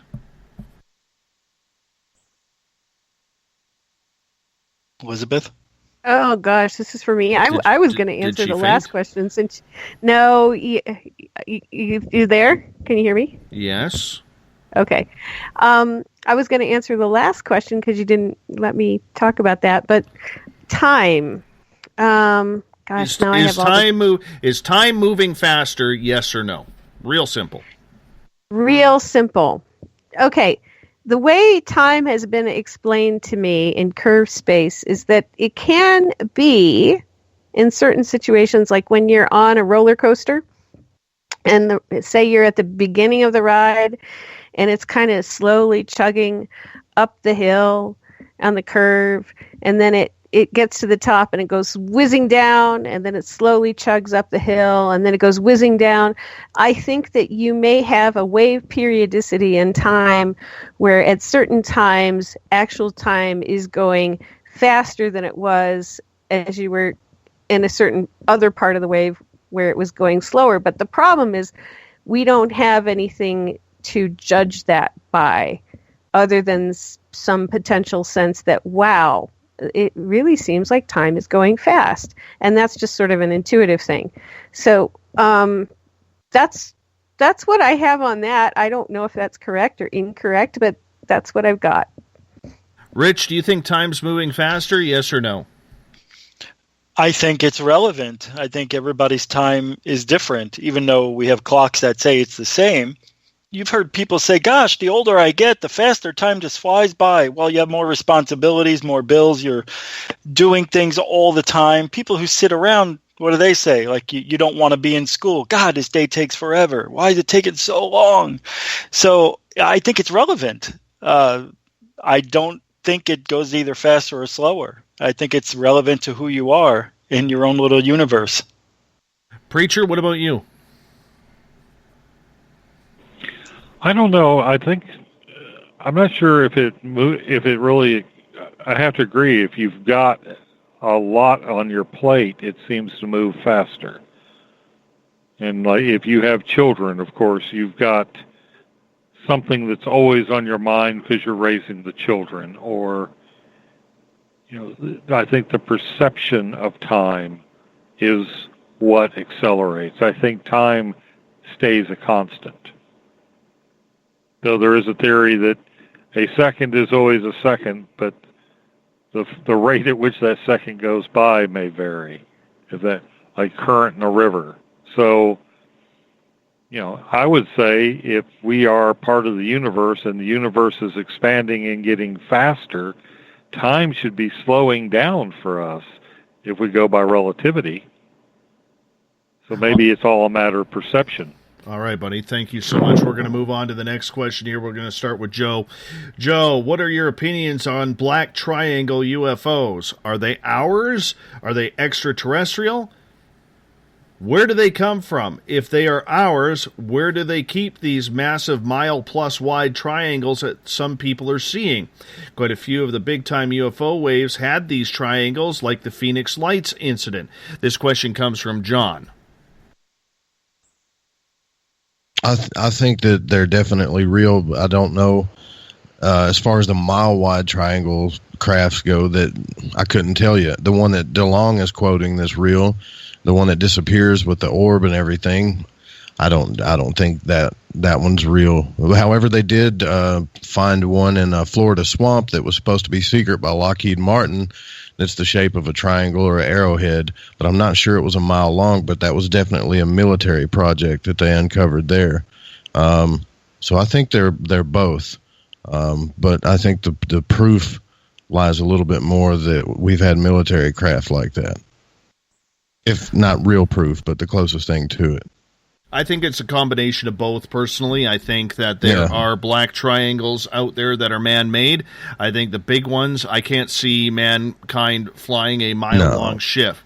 You know, I mean, I know that the one black triangle, and I've seen two of them, the one black triangle that I saw was massive, absolutely massive. And knowing how high it was in the sky, and watching it block every star out there, and watching it turn its lights off the minute an airliner flying in lower was coming. This thing was, I have no problem saying this thing was the biggest thing I've ever seen in my life, and miles upon miles long. And so I don't think something like that would be human. Let's get to you, Rich, on this one. Oh, yeah. I definitely believe with what you just said, that there are man-made ones, which is, back-engineered alien craft, alien technology. And we have the real spacecraft that flew over Phoenix, Arizona in 97. Not the 10 o'clock sighting that everybody saw with the lights, but the actual craft that was seen by thousands of people. Blocking out stars, opening up wider, contracting as it went faster. It's amazing. We don't have that type of technology. I don't think we do. I think we can somehow mimic it, but not exactly. I think that's why maybe we fly ours higher. Maybe they're a little louder.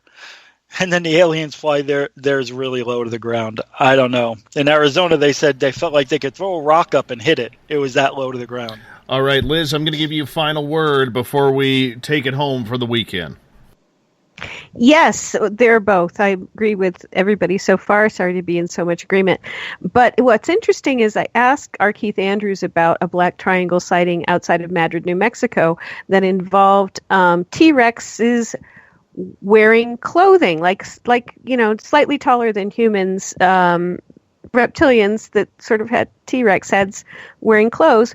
And he said that yes, they did fly black triangles, but they were not actually alien. They were Earthlings from far before the time that we ever got here. So I thought that was interesting when he said that. But yeah, I agree. They're both.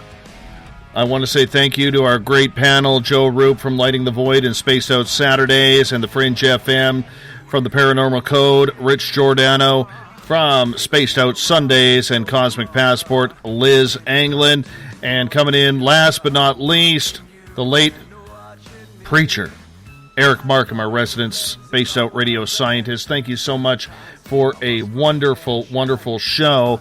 I'm about to leave SOR headquarters, guys. I will leave the keys under the mat. You know where they are, since you guys will be heading into SOR headquarters while I'm out in the wilderness trying to find my Zen and my Chi for this weekend.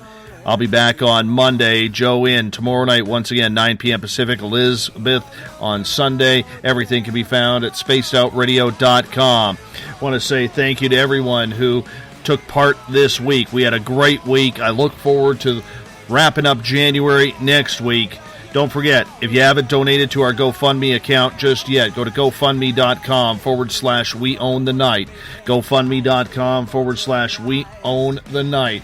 I want to say a big thank you to everyone listening at home, in your cars, at work, for making it a great week. Thank you for your support, as well as everybody on Twitter at #SpacedOutRadio, on Periscope. You know who you are.